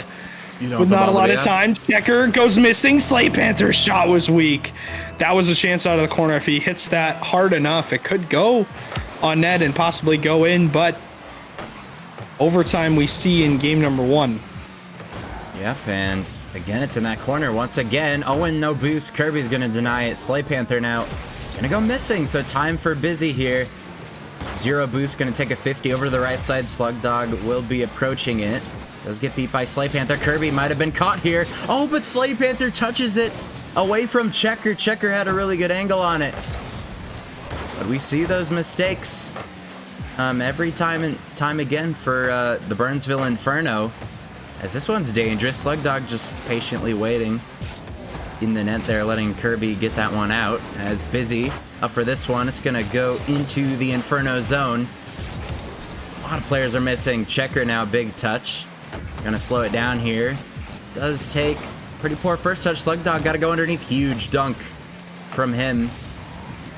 As now Busy over to the right side, pinches it towards the corner. Kirby does beat out a defender, but Slay Panther rushes his touch, and it's just all over the place. They had a bunch of time there and kind of just rushed it. I mean, maybe nerves, maybe not. Regardless, you got to be able to slow that play down. You have so much time. Kirby up for it. Off the crossbar it goes. Slay Panther gets a touch. No boost, though, and he's going to panic past the ball. And it's just complete chaos right now for the Burnsville Inferno on defense. Can Duluth capitalize? Checker turns, gets the touch midfield. Anyone there from Inferno? No. Nobody from even the Inferno side want to take the ball. Checker has to go again. Slugdog gets a 1v1 with Slay Panther, bumps him out of the way, but the touch comes through. Now off the backboard. Is anyone there? The follow-up is in. And chance for the Superiors to close out this first game in overtime. Owen touches across. Checker dunked through. 2 minutes into overtime. No one close just yet of emptying this game out. Slugdog, though, gets the pinch on target. Slay Panther's awkward, and they get the ball out finally. Checker, though, catches one defender. Slay Panther going to be demoed in the midfield line. Owen, what does he have off the backboard? Can't find anything. As both of these teams just can't find that final touch on offense to score the winning goal. And I mean, Burnsville have been given so many chances on offense. They just rush it every time. It's a good challenge from Busy. If they just take down one of these possessions, it's going in the back of the net. Busy going to take game number one. I mean, Owens, he gets beat here. Checker doesn't think it's going in. He just goes missing. And it's in the back of the net for the Superiors, and they're going to take game one. I think Checker was leaving that, possibly. He just ends up missing it, and I think he was leaving that for the defender behind him, but doesn't make any contact. And I think now you want to understand, you know, how close that game was and how it could have gone either way for either of these teams for a win. St. Cloud, what they did so well in their winning matchup was controlling the pace of the game, and neither of these teams really having a control over the pace in this game. It's all over. It's a mess. So going into the second game, it'll be important for Burnsville to not let that mistake haunt them, because they got to get this next game or else they're down 2-0. And we've seen what's happened tonight with teams that have gone down 2-0. They have completely, blundered the game away. And despite winning the third game, they still lose in 4, even if they do win that third game. I mean, I think we even saw last week Duluth going up either 2-0 or 2-1 in their series. And they were the underdogs in that one, according to what we've seen in the past. But, I mean, teams with hot starts, I mean, if they can finish it, other team doesn't have any time to crawl back in it. Busy, though, off of the crossbar. Slugdog shot into the back of the net. He's been all over the place, as well as Duluth. And, I mean, they're definitely the more composed team. Burnsville right now are struggling on defense. They're struggling to keep that ball close. It's just kind of panic central for them. And, I mean, Duluth is playing well enough to work past it. And right now, they're sitting at not 7-5 as Burnsville is. They're at a 5-7, but right now they're playing like the better team for sure. Definitely. I mean, you see the shot come through there on that chance, but turned away by the Inferno. Now on the counterattack. Touch possibly here for Owen, who gets blocked by Slugdog. Slugdog has had a good series so far. Has been there every single time, and you see him getting the opening goal for the Superiors. And honestly, Wolf, the offense from Slugdog has been great, but he's been finding passes too. And this Superiors team they look refreshed, and it's the reason why they're up 1. That pinch goes directly mid in there. Slugdog to turn it away again. He's everywhere at the moment. Yep, I mean, this Duluth team's looking very good. It's a really good second touch from Slugdog as he's found bit of confidence as he's playing much better this series. I mean, even when he did play better in that, series last week, I mean, just from the start, he's been so much improved. I mean, he's playing well then, he's playing even better now, and Duluth is up by 1 because of it. Busy gonna go missing, and Checker's gonna catch out the defense. I think Kirby was expecting a 50 to come out. Nothing goes on with the ball, and it's right into the Duluth net. I mean, even if, they don't get anything, it's still... I mean, even if they don't do anything, it's still a chance. Burnsville able to even the game up. Slug Dog wins the kickoff, though, for the Superiors. Slay Panther goes missing. That's awkward. Follow-up is there. Save. Kirby denied by Owen to the goal line. A huge save. We'll keep this Inferno team still in it. Why busy, though? Double commit comes out. Kirby racing for it. Will get the open net, and there's the mistake from the Inferno. It's a big one because Kirby and the Superiors able to get that one right back. Yeah, and it's off of a pass. 2 players go up for it. And at that point, it's not a direct pass. It's going forward. And so best case scenario, you're taking a 50 there. You're taking a challenge. You don't want 2 players going at a challenge. And I mean, it didn't even end up happening. But even if the challenge were to come out, you'd have a similar result. As Slay Panther going to jump in front of the ball. Checker might have had an angle there to possibly get that one post in. Burnsville, these just unforced errors are all over the place, and Busy's gonna put it into the back of the net. And so far, every time Burnsville and Inferno have a blatant mistake, the Duluth Superiors have been there to to capitalize on it and really change this series. I mean, usually we don't see this many mistakes. And on top of that, for me, I mean, just the flow of the game. Burnsville, they're having plenty of chances, but they're rushing every touch, and a lot of it's uncontrolled. And right now it's super difficult for them as the Superiors got the hot hand and just the pace of the game. And I mean, like, it's little things like that. You have possession of the ball, but now you've given it away almost immediately. And Slay Panther getting a flip reset. Owen with a really good shot. What a save by Busy, and now Kirby to deny it as he didn't want to force his teammate to have to make another miraculous save. Owen gonna drop it down. Kirby gets the touch. It's open though. Can Owen get around it? No, rushes it. It's gonna go to the post. I think you'd rather slow that one down, maybe take a 50 because you're not gonna be able to score from there. And now they're down by 2. That was a huge save on Busy's part to keep this a 2-goal game. I was gonna say possession game, and reminded me about Thursday night football. It's Thursday night Rocket League, so not 2 possessions, 2 goals. Great play off of that. That is why Busy at his finest.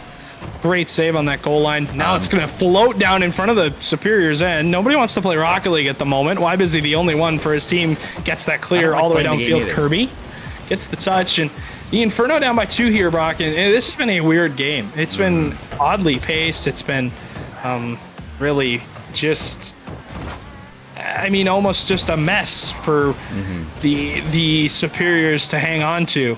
And despite them winning this game, they still are going to have to go, and that's going into that 3rd game, and Slug Dog gets the beat out on the 3rd man. Okay, 4-1 lead, and yeah, so it is. It's all Duluth. Yeah, we're not seeing a good series so far played out from the Inferno at all. I mean, they're having, overcommit issues as it's plagued them very badly in this game. So they're gonna win a kickoff though, and they're gonna get it back with Checker. So there's a minute left, and I think for me, when we see this Inferno team kind of go from the middle of the pack team to close to that top 4. Ish play-ins team, we see a difference in obviously not overcommitting in those little mistakes that turn out to be huge, but we haven't seen any passes. They haven't been finding each other. We've seen demos a lot. As Slug Dog's gonna break the rule 1. Can it go to haunt them? It just might. Slay Panther into the back of the net. 52 seconds left, and they're within 1. Stewie, what was Slug Dog thinking on that one? I don't know, but Slay Panther gets the friendly roll. 1-goal game. And this is a comeback. This would be a comeback for the ages. And Inferno trying to make it happen. Shot is going to go away, and a chance for the Burnsville Inferno with not a lot of time. They double commit. The shot comes out. Why does he save the first one, but didn't save the second? The save comes across. He tries to come across with a save, but Owens' touch is better, and the goal is immaculate from the Inferno, who have clawed their way back to tie this game. Kirby a bit awkward on the approach to the ball, didn't get the best first touch, and then you had Slugdog immediately commit after that, so you kind of had two players commit. Usually you'd want some sort of reward from two players committing, but you got a goal off of it as nobody touched the ball, and it's a great shot from Owen, but this time Slay Panther just going all the way downfield, and all of a sudden this game is completely turned around. The Inferno have the lead with only 24 seconds left, and you're gonna win the kickoff, but it's just all over the place. Slugdog pops this one up, not in a dangerous position here. They can just sit and wait. Slay Panther had time, but he flips, and now that's given away completely. 10 seconds left. Checker pinch with 0 boost, and that's, you know, really good play from him to get that one around the defense, as this one's gonna be touched back into the possession of Burnsville, and they drop it down and somehow, some way steal game number 2. I don't know what to say, Stewie. I don't even know. I actually don't even know how on earth they won that. I'm actually so confused as to how in the world they came back and won that game. How did they have 13 shots? I don't know. I don't know where it came from. Don't know what happened. I guess you could say. I don't think you deserve to win the game if you play that poorly.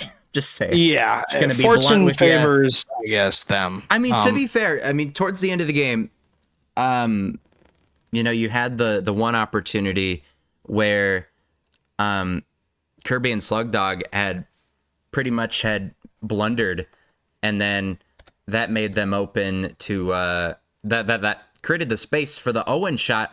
Executed it well. You know why? Because he can't save everything, but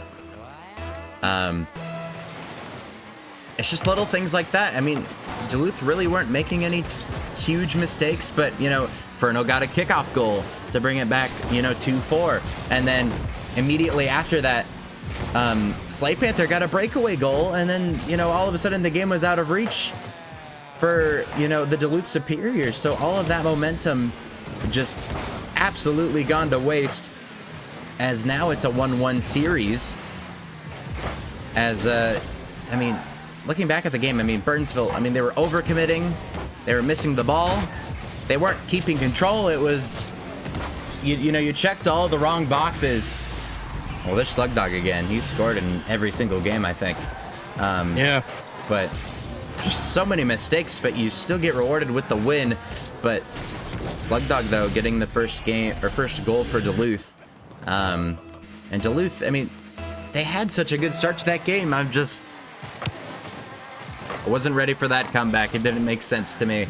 As this might be an open net. Checker shoots it low. It's off the post. Owen's gonna follow it up, though. As, you know, Stewie, if they had missed that opportunity, I think I would have clicked stop streaming.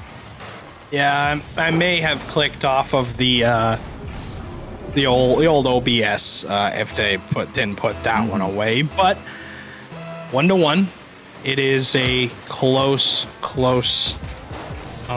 series so far, and overall it's been a mess. The second game was an absolute mess. I still can't figure out how the Inferno pulled that one out, but right now they've been able to even up the game. Kirby with a touch, that's off the backboard. Checkers Good awkward, touch. goes missing. Slay Panther nearly puts it in his own net. Playing with fire, dancing with it at the moment. And Inferno again escape somehow out of their own blast furnace, because right now they are making mistake after mistake, and they are really dancing with death at the moment. That is what in the world just happened to this Superior's defense? Well, Kirby had it close, had committed, and then Busy, and I don't know if someone's spawning off the demo there, but two people were in that corner, nobody back, and I mean, even if Kirby keeps that ball close, gets, a 50, he doesn't have teammates for miles. They're both in the corner boost. They're not going to be there to help him out.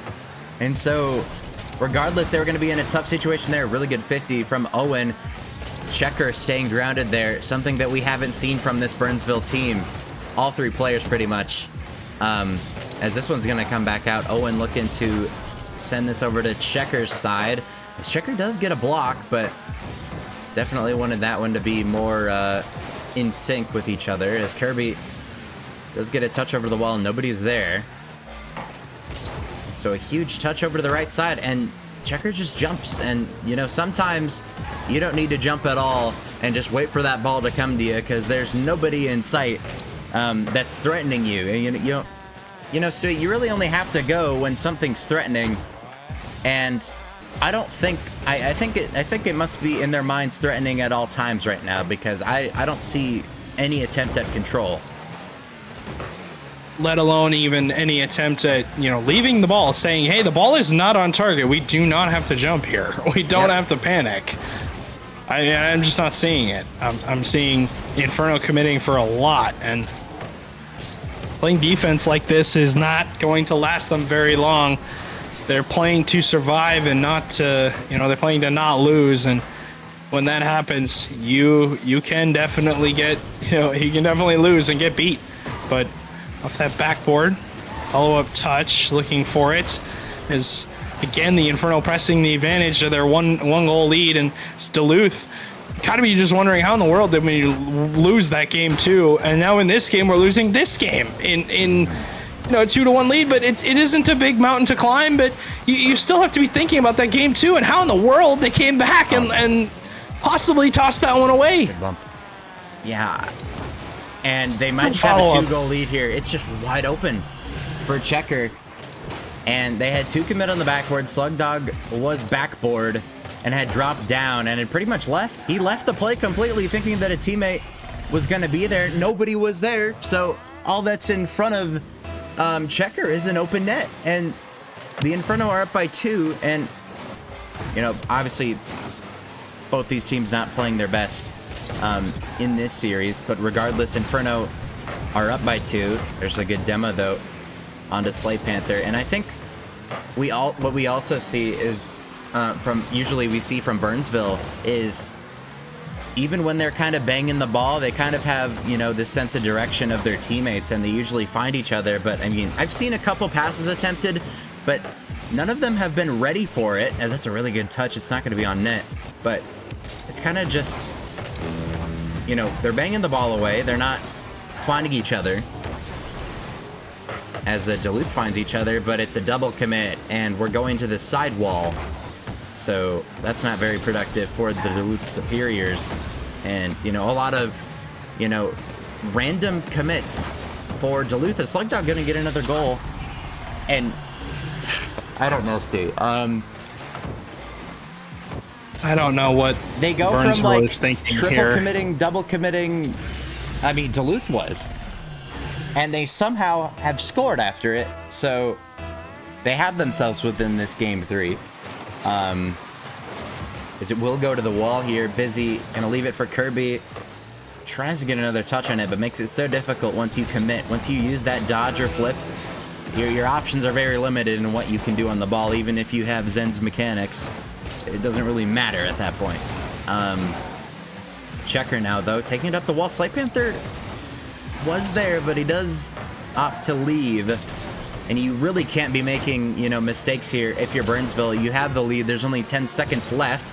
Might have an open net here as they do connect with Owen. He's committing, and now it's a huge clear. It will bounce again. Why Busy, though, can't get to it. Slate Panther with a really good touch, and Kirby gotten the ball beaten over him. Burnsville takes game number 3, and it's 2-1 Burnsville. Oh man, this has been an absolute mess. I mean, the Inferno were up 3-1 in that game. They didn't throw away their lead like the Slugdog, Superiors did. The consistency Slugdog from with, him. I mean, I don't know what else to say. You have your, at one point, at least I don't know, at one point he was in conversation for your third possibly, and now he's playing, in terms of goal production, he's playing the best out of anybody on Duluth. From game to game, even though they lost that time, the consistency from Slugdog has been there, and it kind of just randomly goes away when they have random, mistakes on defense, where it's just multiple open nets for the Inferno. I mean, I can't recall a time where, the Inferno actually had like a nice play. It's just been wide open, Stewie. It's been wide open for them. a million different opportunities. Can't think of a time when they put a play together. No. Or they've, made a passing play, made a double tap off the backboard, a mechanical a mechanical play. It's just been mistake after mistake from both teams. And not much you can say. Slugdog, another save. Set a good series so far for the Superiors. It's a good sign. It's your lower round pick, making up for a lot of the mistakes that are coming across. And they can't clear the ball right now. Inferno holding the line, looking to win this series in 4. It would be huge for them and in their standings. But that is just an own goal by Slay Panther. I mean, that sums up the series. I don't know what wouldn't. Just, couldn't get back to it. Didn't read, I guess, the power on the ball, and didn't stay grounded long enough. I couldn't tell from his, perspective if he had to, try to hit that one off the crossbar or something like that. But there's 3 players in the Superior's corner that are all Burnsville, and they're not able to produce anything. Slugdog doesn't get the best touch, but he does get a huge 50 that will go back towards the Inferno. And, we talk about this, kind of this all over the place gameplay. It's going to be difficult for teams to turn around. You're going to want to go into play-ins playing your best Rocket League. You don't want to be playing your worst Rocket League as this season almost comes to a close. Why Busy getting on the board there as Checker runs into his own teammates. And the mistakes continue to pile up for Burnsville. And they're winning the series still. I can't fathom, Stu, what's happening. I don't think I've ever seen,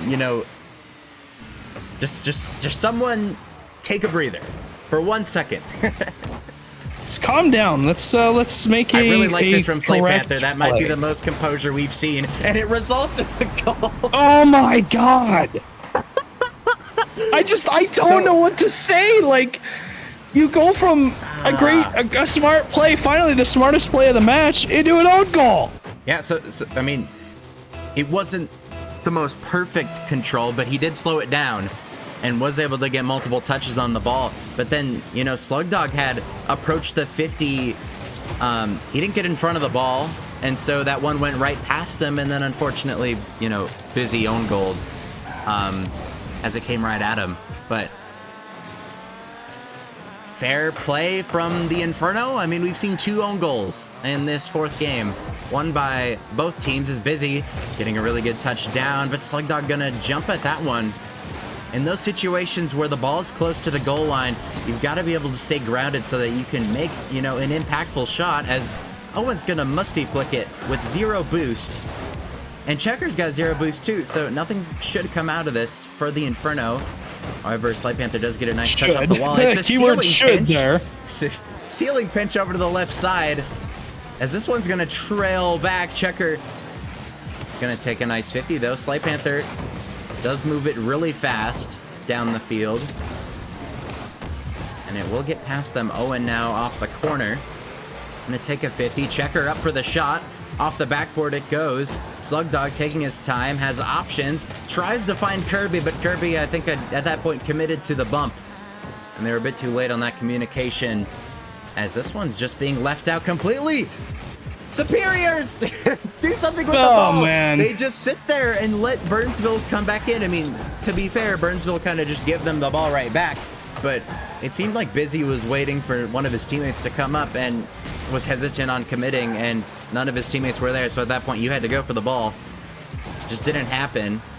But still, some way, somehow, we're in Burnsville's zone. Because of, Burnsville's... I mean, a lot of them have powerful touches. Here's a really good chance. There's the play. And finally, the composure is there for Burnsville as they equalize the game. Really good touch from Owen. It's off the backboard. Slugdog not in a good position to cover that touch off of the backboard, and Checker places it bottom left. So it just seems like one team is playing worse than another, and then they get rewarded for it somehow. I don't know. I don't know either. Right now, I think the worst team is getting rewarded better than the other team. But regardless, it's a big moment here. A minute left, 2-2. Duluth are in their defensive zone. Can we see that composure from Burnsville again? They just have to slow that ball down a little bit. And that's a really good touch from Kirby. And it's a goal for the Superiors as Kirby just advances it down by himself. Really good solo play from him. And, you know, that's all I can say about it. I mean, 1v3 play from Kirby to get the Superiors back in the lead with just under a minute to play. And the Inferno staring down another deficit. They made the comeback in game number 2, and they got to make a comeback again. But this series has been a mangled mess of mistakes. And it really is who is going to make the least amount of mistakes. Is Wybusy goes missing off the backboard. Kirby covers it. Checker will be beaten. Slave Panther collects the ball, gets over one, gets a pop touch demo on Kirby from Checker. Owen gets faked out by Wybusy, who's killing so much time by just sitting here behind the ball. Yeah. Checker has to possess it. Wybusy gets the corner boost steal and gets a chance for his teammates. Owen with the play, and that's the smartest play we've seen all night. By far.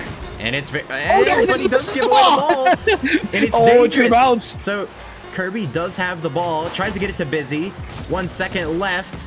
It's still up. Kirby's no boost, gonna drop it down. The Superiors will force us to 5. The fortunate and unfortunate, the fortunate part, there's two sides to this. The fortunate part is your opponent has played extremely bad for you to be in this situation. The good news is you're in a game 5. You're in a game 5. The unfortunate news is you've had plenty of chances to do something about it. And here's your last one. Game 5, we saw the composure in that game 4 towards the end of the game when Kirby had that 1v3 solo play. We didn't see anything like it throughout the series so far. And that's all they needed. They needed that one play. If it takes one player to get past all of Burnsville's defense, have it be that Kirby stepped up huge for Duluth in that game 4 to keep them alive here. And it's a big game 5. With these teams, some of them being on the lower end of things right now, Duluth at 10th, and Burnsville at 8th, even though there is a two game win, or a 2 match win differential between those two teams. This is big for them to, especially for points, because, if you don't perform spectacular in that major, you don't have enough points to even get into play-ins. So, just these little games towards the end of the season are huge. They're gonna matter. Yeah. And it doesn't matter that you've gotten to game 5. It matters that, well, I guess for the Superiors it does, because Inferno had the lead.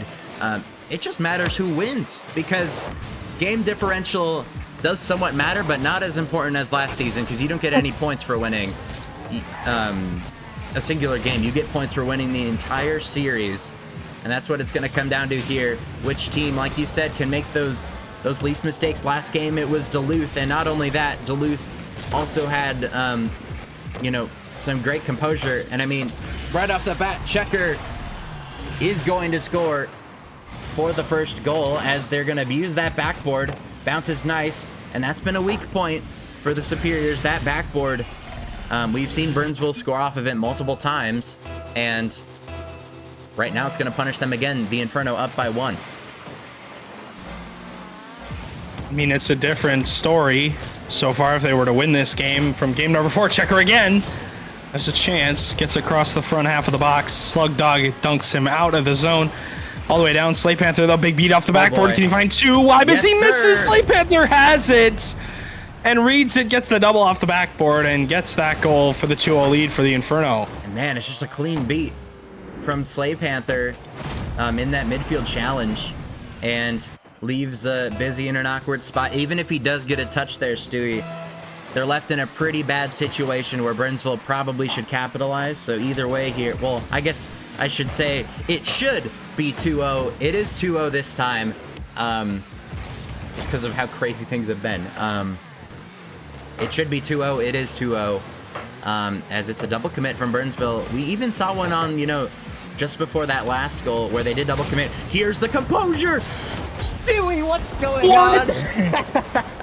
Kirby gets the credit for the goal. They line this up perfectly. Kirby gets the bump, but he gets bumped into the ball, turns around, and Owen backflip gets challenges, bumped. and it's into the net to keep the Superiors back within one. And I'm just so glad that that went into the net, Stewie, because I had a very strong feeling that it wasn't, and they definitely deserved the goal there. They had the possession, they had the bump. It was just so unfortunate, fortunate for the Superiors and unfortunate that Burnsville had lost that 50. Stewie, you want to talk? Yeah, sorry. I was moving the fan. It's a bit stuffy in here, but regardless, it's a bit mistake heavy, but that's okay. As I say that, there it is. The mistakes don't show up this time. Great pass from Owen to Slave Panther, top right. Can't get any better than that. That is a training pack play if I've ever seen one. As we will see a 3-1 lead. The 2-goal lead is back for the Inferno, who are chasing bumps now, trying to get in the minds of the Superiors, who have missed on their backline a countless amount of times, and it has just continued to hurt them. And I mean, you see the jump happy nature of the Inferno, and they are making a ton of mistakes for their matter too, as this ball is just going to stay in the side of the Inferno, get the pass across, but shot not going to be on target enough, as it just turns into a pass. Please tell me this is not in the net. Thank you so much, Slave Panther, for making that save. The turnaround touch, though, puts pressure on Owen, who's last back. Kirby goes missing, and Owen collects that corner boost. Has to touch across. Has to pass across, possibly, but can't find it. Time ticking away on the Duluth Superiors in this game 5, as that's on target. Checker! And Owen able to turn it away. For 2 games in a row, please. Oh, man. It is on goal city. Yeah, in this series. It looked pretty rough there. Burnsville have been in some very tough spots in this game 5, but they've managed to get out of them. And you've got to be shaking your head if you're Duluth right now, just because of the opportunities that they've given you, and you haven't been able to score. Checker, though, blocked by Busy, and now Kirby with the counterattack. Slug Dog. The first touch is just not there. I don't know who touched it. They needed to take possession and go for the bump. None of that happened, but it's still on their end. Kirby gets beat by Slave Panther now. Slug Dog does get a touch into the midfield. Kirby trying to slow it down, but gets beat by Checker. And now Busy up.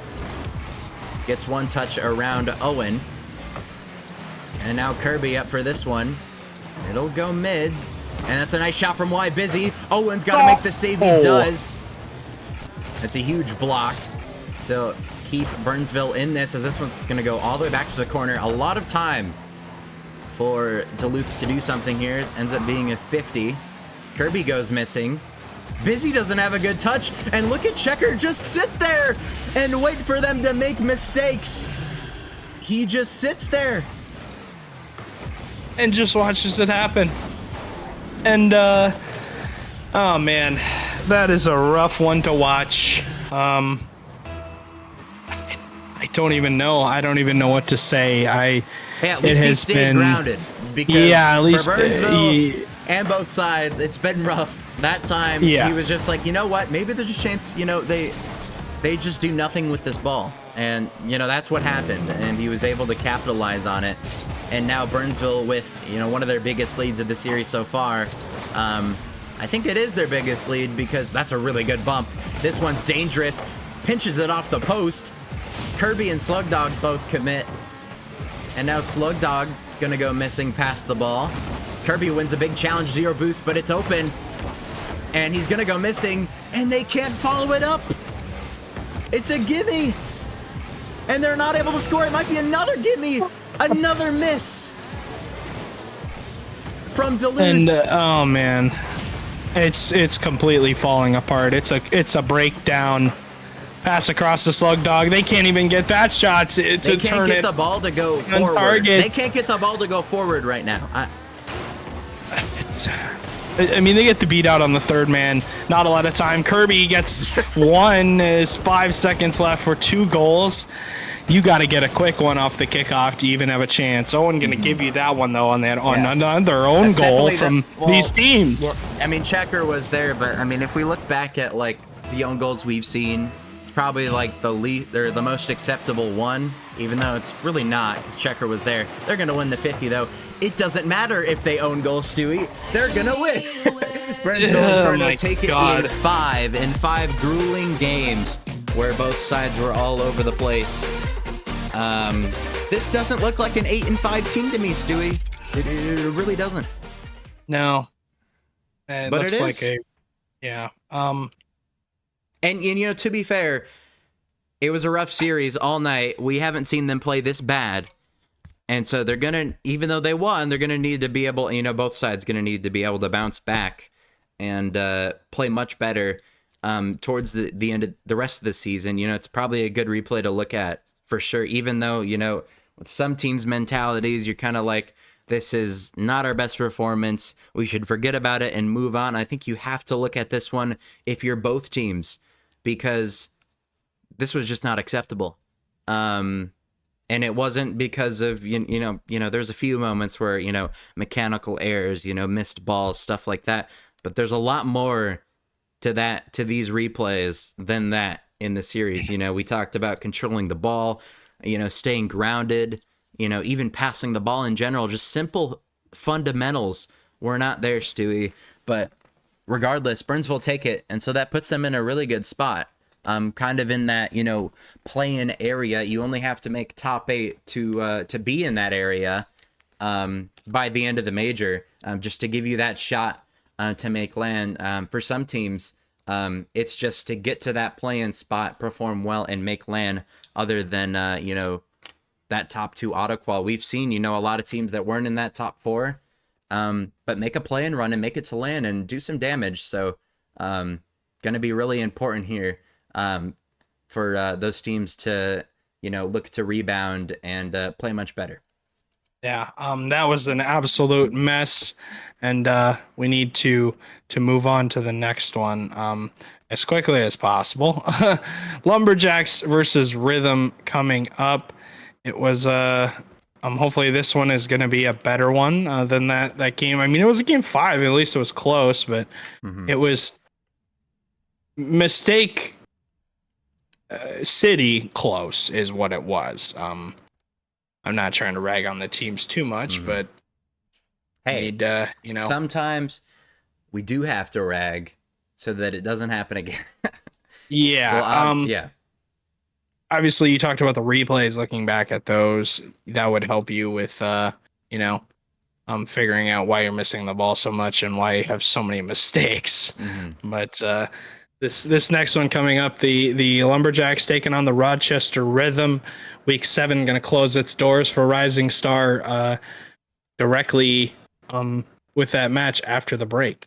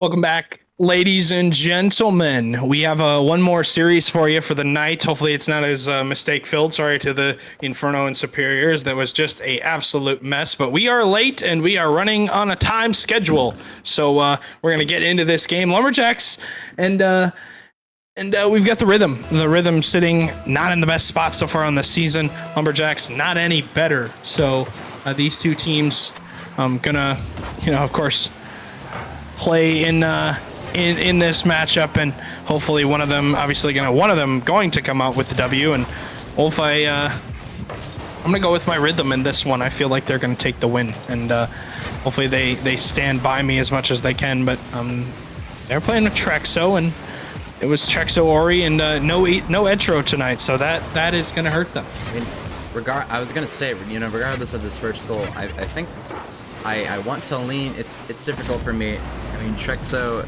I haven't seen him play. Is he up to, Etro's ability? I don't know. All I know is that this Bemidji team, you've got Bob the Huge Man, who's been dominating Rising Star and Challenger when he subbed up, and then Kazuke, a player who I think, they were in Challenger. Now they're in Rising Star. They didn't really deserve to lose their spot at all. I mean, it was a big sleeper pick in the draft. And there's another one. I mean, 2 goals already. And for me, I just think this Lumberjacks team has the advantage, even though they've got Ben Storm, who we all know is bad at the game, bad at the video game. Bad internet, bad at the game. He's not good. He's got all the excuses. But regardless, Lumberjacks up by 2 in game number 1. And, I mean, best player in the lobby right now is, coming into it, I'd figured that it would be Kazuke. And right now it proves to be, as this one's going to drop down off the backboard. Ben up for this one. Going to be denied by Derek. And a lot of space given, but low boost. So they're going to win it to that left side. Bob as well. I just think with Bob, and who knows if Ben Storm's playing good, he goes for a flip reset. Does not connect with it. I just think the 1-2 punch with Bob and Kazuke, I think it's going to be too much for Rochester tonight. Yeah, I mean, they're already on their back foot, having to make saves into that corner. Bob going for a bump, possible chance, but Derek going to clear the line. Look for another one as 50 comes across with Kazuke. Kazuke, a player in Challenger who I thought shouldn't have lost their spot either. No. They look very good in this season. And, I mean, obviously with the Burnsville, or with the Bemidji team that was formed, an absolute can't really argue against that, but yeah, honestly, and still kind of shout out, I guess. I don't know. Yeah. Like, but anybody, oh gosh, that just almost goes through. Yeah, I mean, the team is, otherworldly, which is good, but I don't think you deserve to lose your spot considering how well, they were playing in the first place. So they are in Rising Star. So I figured that they had already proven themselves in Challenger, but I guess not. That's a really good bump from Bob. Kazuke had... what in the world? I think the demo had thrown off the car's trajectory quite a bit, as, they were driving at the ball, Stewie, and then the demo happens, and then they're not on the ball. So yeah, the demo definitely impacted that, because they were driving straight at the ball, and then nothing ended up happening. We've been in this Rochester half for most of the game. It's a 3-0 lead, and this one is tough for their defense to deal with. Bob's got another one, and a great 50 out of the corner from the GM, Ben Storm. Leading the lobby currently. Leading the boys currently on the side of the Lumberjacks, who look good in this start of this game 1, and you're going to be missing that Etro offense, or you're going to try and take a shot, but couldn't get it on target. Trexo goes missing. Derek last back gets beaten by Kazuke, and 1v1 with Ori. Ori's last back goes to the bump over the top. Ori blocks it out, but Trexo just can't get there, and Ori made the play, but the follow-up just wasn't there in time. So close. Trexo had tried to demo Kazuke off the ball, and Trexo just pixels away from getting that demo and that not going to the backboard, not into a dangerous spot. But fortunately could not, so that's going to extend the Lumberjacks lead to 4 with only 1:30 left, as Ben's going to come off that left wall. You know, before... I should ask Ben, before that, you know, trade window, the actual last trade window for Rocket League when trading is just done completely, I should ask for that beta nugget to borrow it real quick, and then I'll return it to him early December. I did sell him my, I mean, if you look at the wheels he's wearing, I did sell him those. Those are the black DSC wheels, those expensive wheels from all the time. Yeah, a hug? Yes, and a crisp high five is what I got out of him. But did sell him those wheels, and Kazi K gets a flip reset, puts it in the net, and just continues to style 5-0 Bemidji on a rampage right now, and it's all Kazi K. Yep, and it's, I mean, it's a player that shouldn't be in Rising Star, and this is why. You know, put them in Rising Star, this will happen. Kind of a proven moment for Kazi K. That's a really good second touch, though, and even though it doesn't go in the net, they keep possession. And for the Rhythm, you know, with these limited opportunities on offense, I think you need to not mess up any of your chances. You also need to be able to control that ball and get that, you know, get those demos in, because I think that's the only way you're going to be able to work through this Lumberjack team, as Bob gets a demo of his own, and just the Bemidji Lumberjacks in game 1 doing otherworldly things. Trexo gets a touch, and it somehow goes into the back of the net. It's 6-0 in game number 1, as it goes right into Trexo. Trexo gets bumped out of the way, and then just an immediate touch. They just happen to be there on the goal line, and the Lumberjacks find their 6th with 6 seconds left.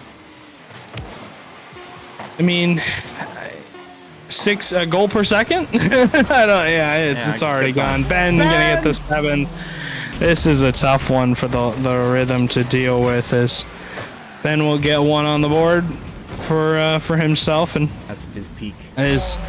That is a great way to cap off this game number 1 for the Lumberjacks, who look dominant as ever. Yep, they look like the clear favorites here in this one.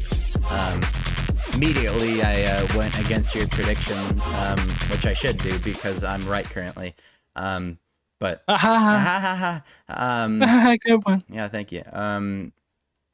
But I mean, yeah, they're without Etro. Even with Etro, they really weren't, you know, after that trade window, they weren't really producing, you know, the results that we kind of expected out of that team. And, you know, with you remove such a big asset in Etro, and, you know, I mean, it was retirement. Trexo does get 5 saves, but you don't really want to be playing defense necessarily. And I mean, it's a really tough ask. I think this Bemidji Rising Star team has the potential to be, you know, in that top 4 conversation, if not even higher, just because of who's on that roster. And I mean, right now, Stewie, they're sitting at 2-9. They're dead last in Rising Star. This does not feel like the last team in Rising Star. This seems like a top 4 team. Yeah, I mean, on paper it should be, but you know, what can you do? Sometimes things just don't roll your way for the season, and Bob already got 1 on the board for the Lumberjacks. They just cannot be stopped at the moment. They can't make a bad touch when they get on the back line, and back-to-back misses from the Rhythm. I mean, Trexo had looked like he was gonna try to pop it to himself, but then didn't quite catch the ball, and it went over him. And then, of course, Ari coming across couldn't get a touch, and I mean, you're coming off of a 7-0 game 1. I mean, the only thing you can change is the amount of goals you're putting up. At this point, you got to find some sort of momentum, and that comes with shutting down the Lumberjacks. And right now, I just think they're faster, they're more confident. You know, they've got the better players, I think. and They're the more difficult team to play Yeah, against for they're- me right now. I mean, even though they're last, they feel like the better team, and even that was only game one. I mean, there's a lot more that happened in that game one to show why it's going to be difficult for this Rochester team to get back into this series. As Derek now over to the left side, Bob will allow him to give him the space. The pinch, unfortunately, goes in a difficult spot, but that's a good midfield pass. Ari going to go to the left side, had somebody challenging them. And now Trexo advancing the ball up. That's a good demo onto Derek, creating some space, but Rochester still get a touch. That's a pinch, I believe, from Ben and Kazi K. Doesn't go exactly where they want it to, as this one's back in the Rochester zone again. Ben Storm off the corner. He's going to slow the play It's down. all Lumberjacks. Yeah, I mean, yeah. Rochester just can't. Oh, it might have just been not Lumberjacks there. Oh boy, And that got sketchy real it's still quick. a really good opportunity here, but Derek couldn't get that touch up the wall. And now Bob up to the backboard. I mean, Rochester, just their time on the Lumberjacks half is very limited. So, and Ari gonna bump Derek out of the way. So, a decent 50 attempt, but that one goes super high, so not very favorable for the Lumberjacks, or for the Rhythm, excuse me. As Ben not gonna get the best touch, as this one's gonna go all the way back. Kazuke gonna take possession of the ball. It's funny that we see possession of the ball, Stewie, considering what we just saw. I'm not used to it. No, I'm not either. I mean, You'd figure that there'd be some like changes or something during 5 games, but it was kind of the same throughout, that entire series. But right now, at least it's not 7-0. That's a big improvement if you are the Rhythm right now, and they haven't been able to score just yet, but they've gotten themselves in a situation where they could find themselves in a good chance. Ben Storm, open net, possibly. Ari does get a touch out into safety. Bob off the ceiling, just gonna touch down to Trexo. Is it Trexo? I don't. Is it T-Rex? I don't know. It might. I don't know. I haven't seen him play. I don't have the answer to that, unfortunately. But yeah, overall, it's been a mistake-filled series so far. A game. But good touch dunk across from Kazi K gets the second on the board for the Lumberjacks, who, I mean, this game has been a little bit different. They haven't, dominated it, but they've been in control and have kept the Rhythm again scoreless. And it's those little things like that where, Bemidji is taking possession of the ball. It was Kazi K who had just gotten a simple touch up and then followed it, gotten, just a 50 on the ball, and it made it awkward enough for it to just go straight into the net. It's little things like those, little things like that we don't see often, as that one goes off of the top right corner and out. But it is still 2-0 Lumberjacks. Bemidji could make it 3-0 here, as Rochester have been in 9 minutes of in-game time, but they haven't scored. They haven't scored once. Shut down. I mean, they've been stuck in their half for most of this. The Lumberjacks just look better when it comes to offense and it comes to the midfield line. They're holding this midfield line down, and Ori and crew cannot get out. And Ori won Season 7 with the Lumberjacks, and kind of wishing that Ben Storm picked him again, because this one a tough series for him to deal with. But regardless, they're trying. They're still hanging on with 2 minutes, but 2 minutes, so 2-0, and Kazi K looking for another one has been unstoppable so far in this series. And Trexo last back makes a save, but there's Ben Storm in the follow-up. It's the backboard. Time gonna take down Bemidji up 2-0 for a quick sweep in this series. And I mean, when you have those type of players on your roster, it's difficult. They currently, I believe, Chance, who is a little bit higher in salary compared to Ben Storm. Obviously not here. Ben Storm is here. I don't know if they want to keep him as their third. Their third man, maybe. But I mean, That's a regardless, possibility. you've got Bob, who has shown us that he can compete at premier level, and challenger and rising star. He subbed up everywhere last season. And I don't know if has he been here. Was this his second season? I don't know, but I mean, this is his second season, I believe. Last season, he it did just play seems for like it's been so Rangers. long because we see him so much. He subs everywhere. He's playing all the time, and he's been able to compete at all levels. So when you have a player like that, and you've got a player like Kazi K, who looked really good in combines, got a challenger spot, but then got it taken away when I thought that, at least, I guess I got to look at the draft, but even though it was like their third round selection, I honestly think that, looking back at the draft, it was originally Mamba Schlankers and Kazi K. I mean, I think Kazi K is, for me, to be drafted at 35 in Challenger and have that big of a steal is crazy to me. I mean, Ben Storm running rampant on the half, gets the double demo on the back line, deletes Ori and deletes Trex from the field. But I think Kazi K for me is at least a second round challenger talent. Yes. I don't see how.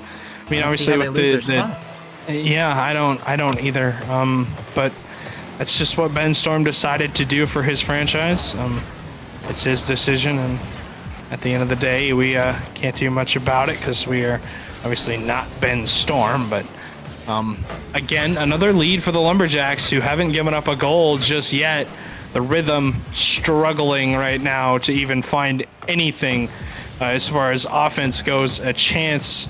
Our chances are few and far between for what they're going to get on offense. But the good news is they have plenty of 4 minutes still left, Brock, to get a goal on the board, but still struggling to find the back of the net. And again, and stuck in their half. It's been the theme of this series. It's just Rochester playing defense the entire time.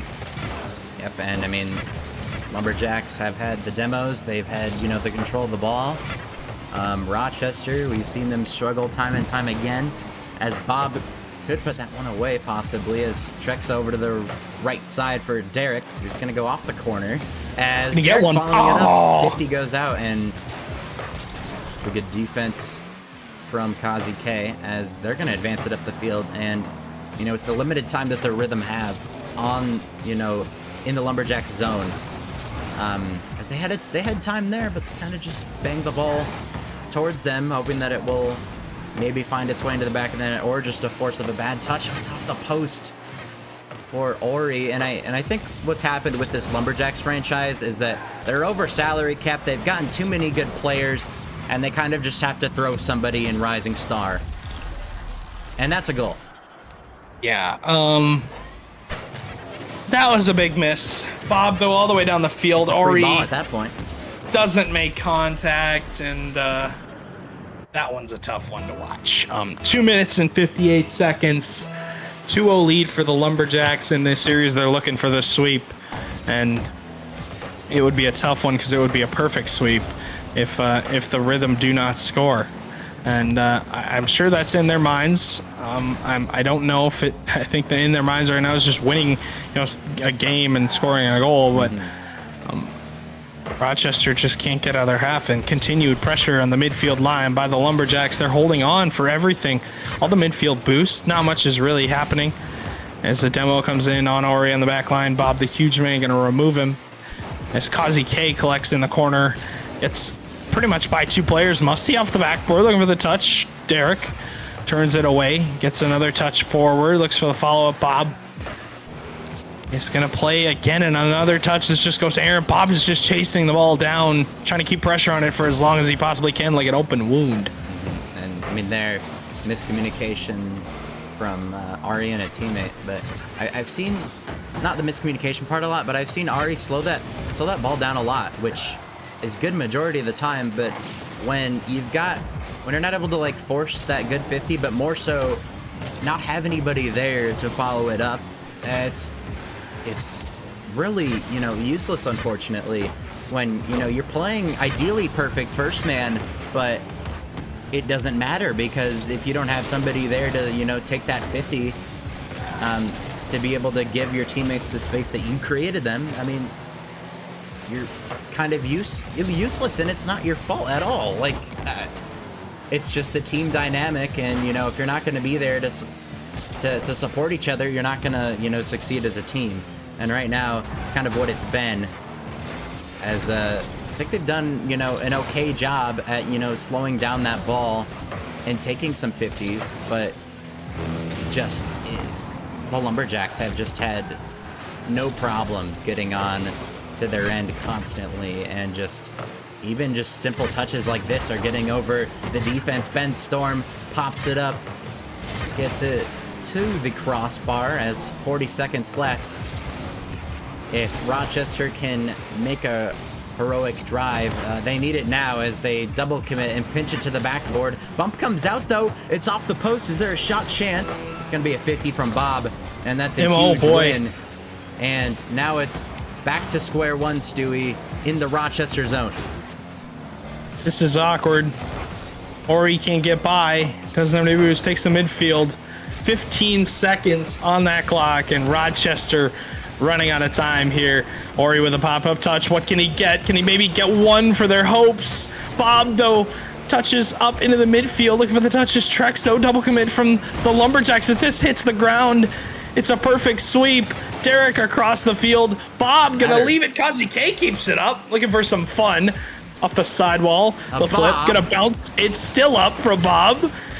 Into that corner. Ben gonna likely double it down. The ball will hit the ground, and the Lumberjacks have perfect swept the Rochester Rhythm. Yep. It was blatant from that game one that we could see a sweep. We did see adaptation in terms of total goals scored, but that didn't matter at the end of the day, as the Lumberjacks end up getting that sweep, of course. And I mean, it was just complete domination from the Lumberjacks at the start, and it continued through that series. And Rochester, I mean, it's crazy to me. We see there was a moment kind of at the end there. There was only 8 seconds left, I think, where Ari had that little air-dribble opportunity. It didn't go through, but we didn't see those opportunities from him or anybody on his team throughout the entire series. It was constantly in their half. I don't know if we ever saw the ball rotated out of their half. And without those chances that you're going in the air, having those air dribbles, if you only have one or two chances to do that, even if you score both goals, you're perfect with your execution. You're not gonna be able to win, and it just came down to again that offensive blast from the Bemidji Lumberjacks, not allowing them to get comfortable at all, constantly pressuring them with shots, demos, bumps. We're very confident in the rotation. Even Ben Storm was zooming around on the rhythm end, just confident getting those demos and doing a great job. That whole team worked as a unit, and we're not allowing anything, Stewie, from Rochester to even happen. Yeah. Brock, I was that 2-0 in that last game? Yeah. They didn't score once then. No, it was complete. Yeah. An unfortunate thing, but honestly, I think you're looking at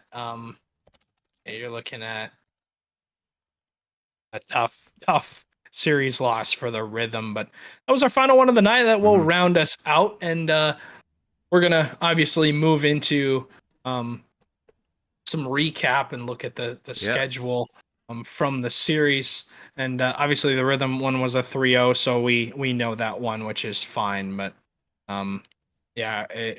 it wasn't close. But I looked at it, and overall, you're looking at it now. Miracles with a 3-0 win over the Maulers. Miracles. Flyers getting the beat Miracles over the Rangers 3-1. Yeah, the Miracles did look incredible. and they actually went on to lose to the Steelhawks tonight after that. So 1-1 on the night for them. But I mean, top two teams playing against each other in the Flyers and the Rangers. And the Flyers take it. And, I mean, the Flyers just looked so good. Finally, we see, it's weird saying this, the Rangers losing doesn't happen often, very rarely. And it happens to, at the time, the second best team in the standings.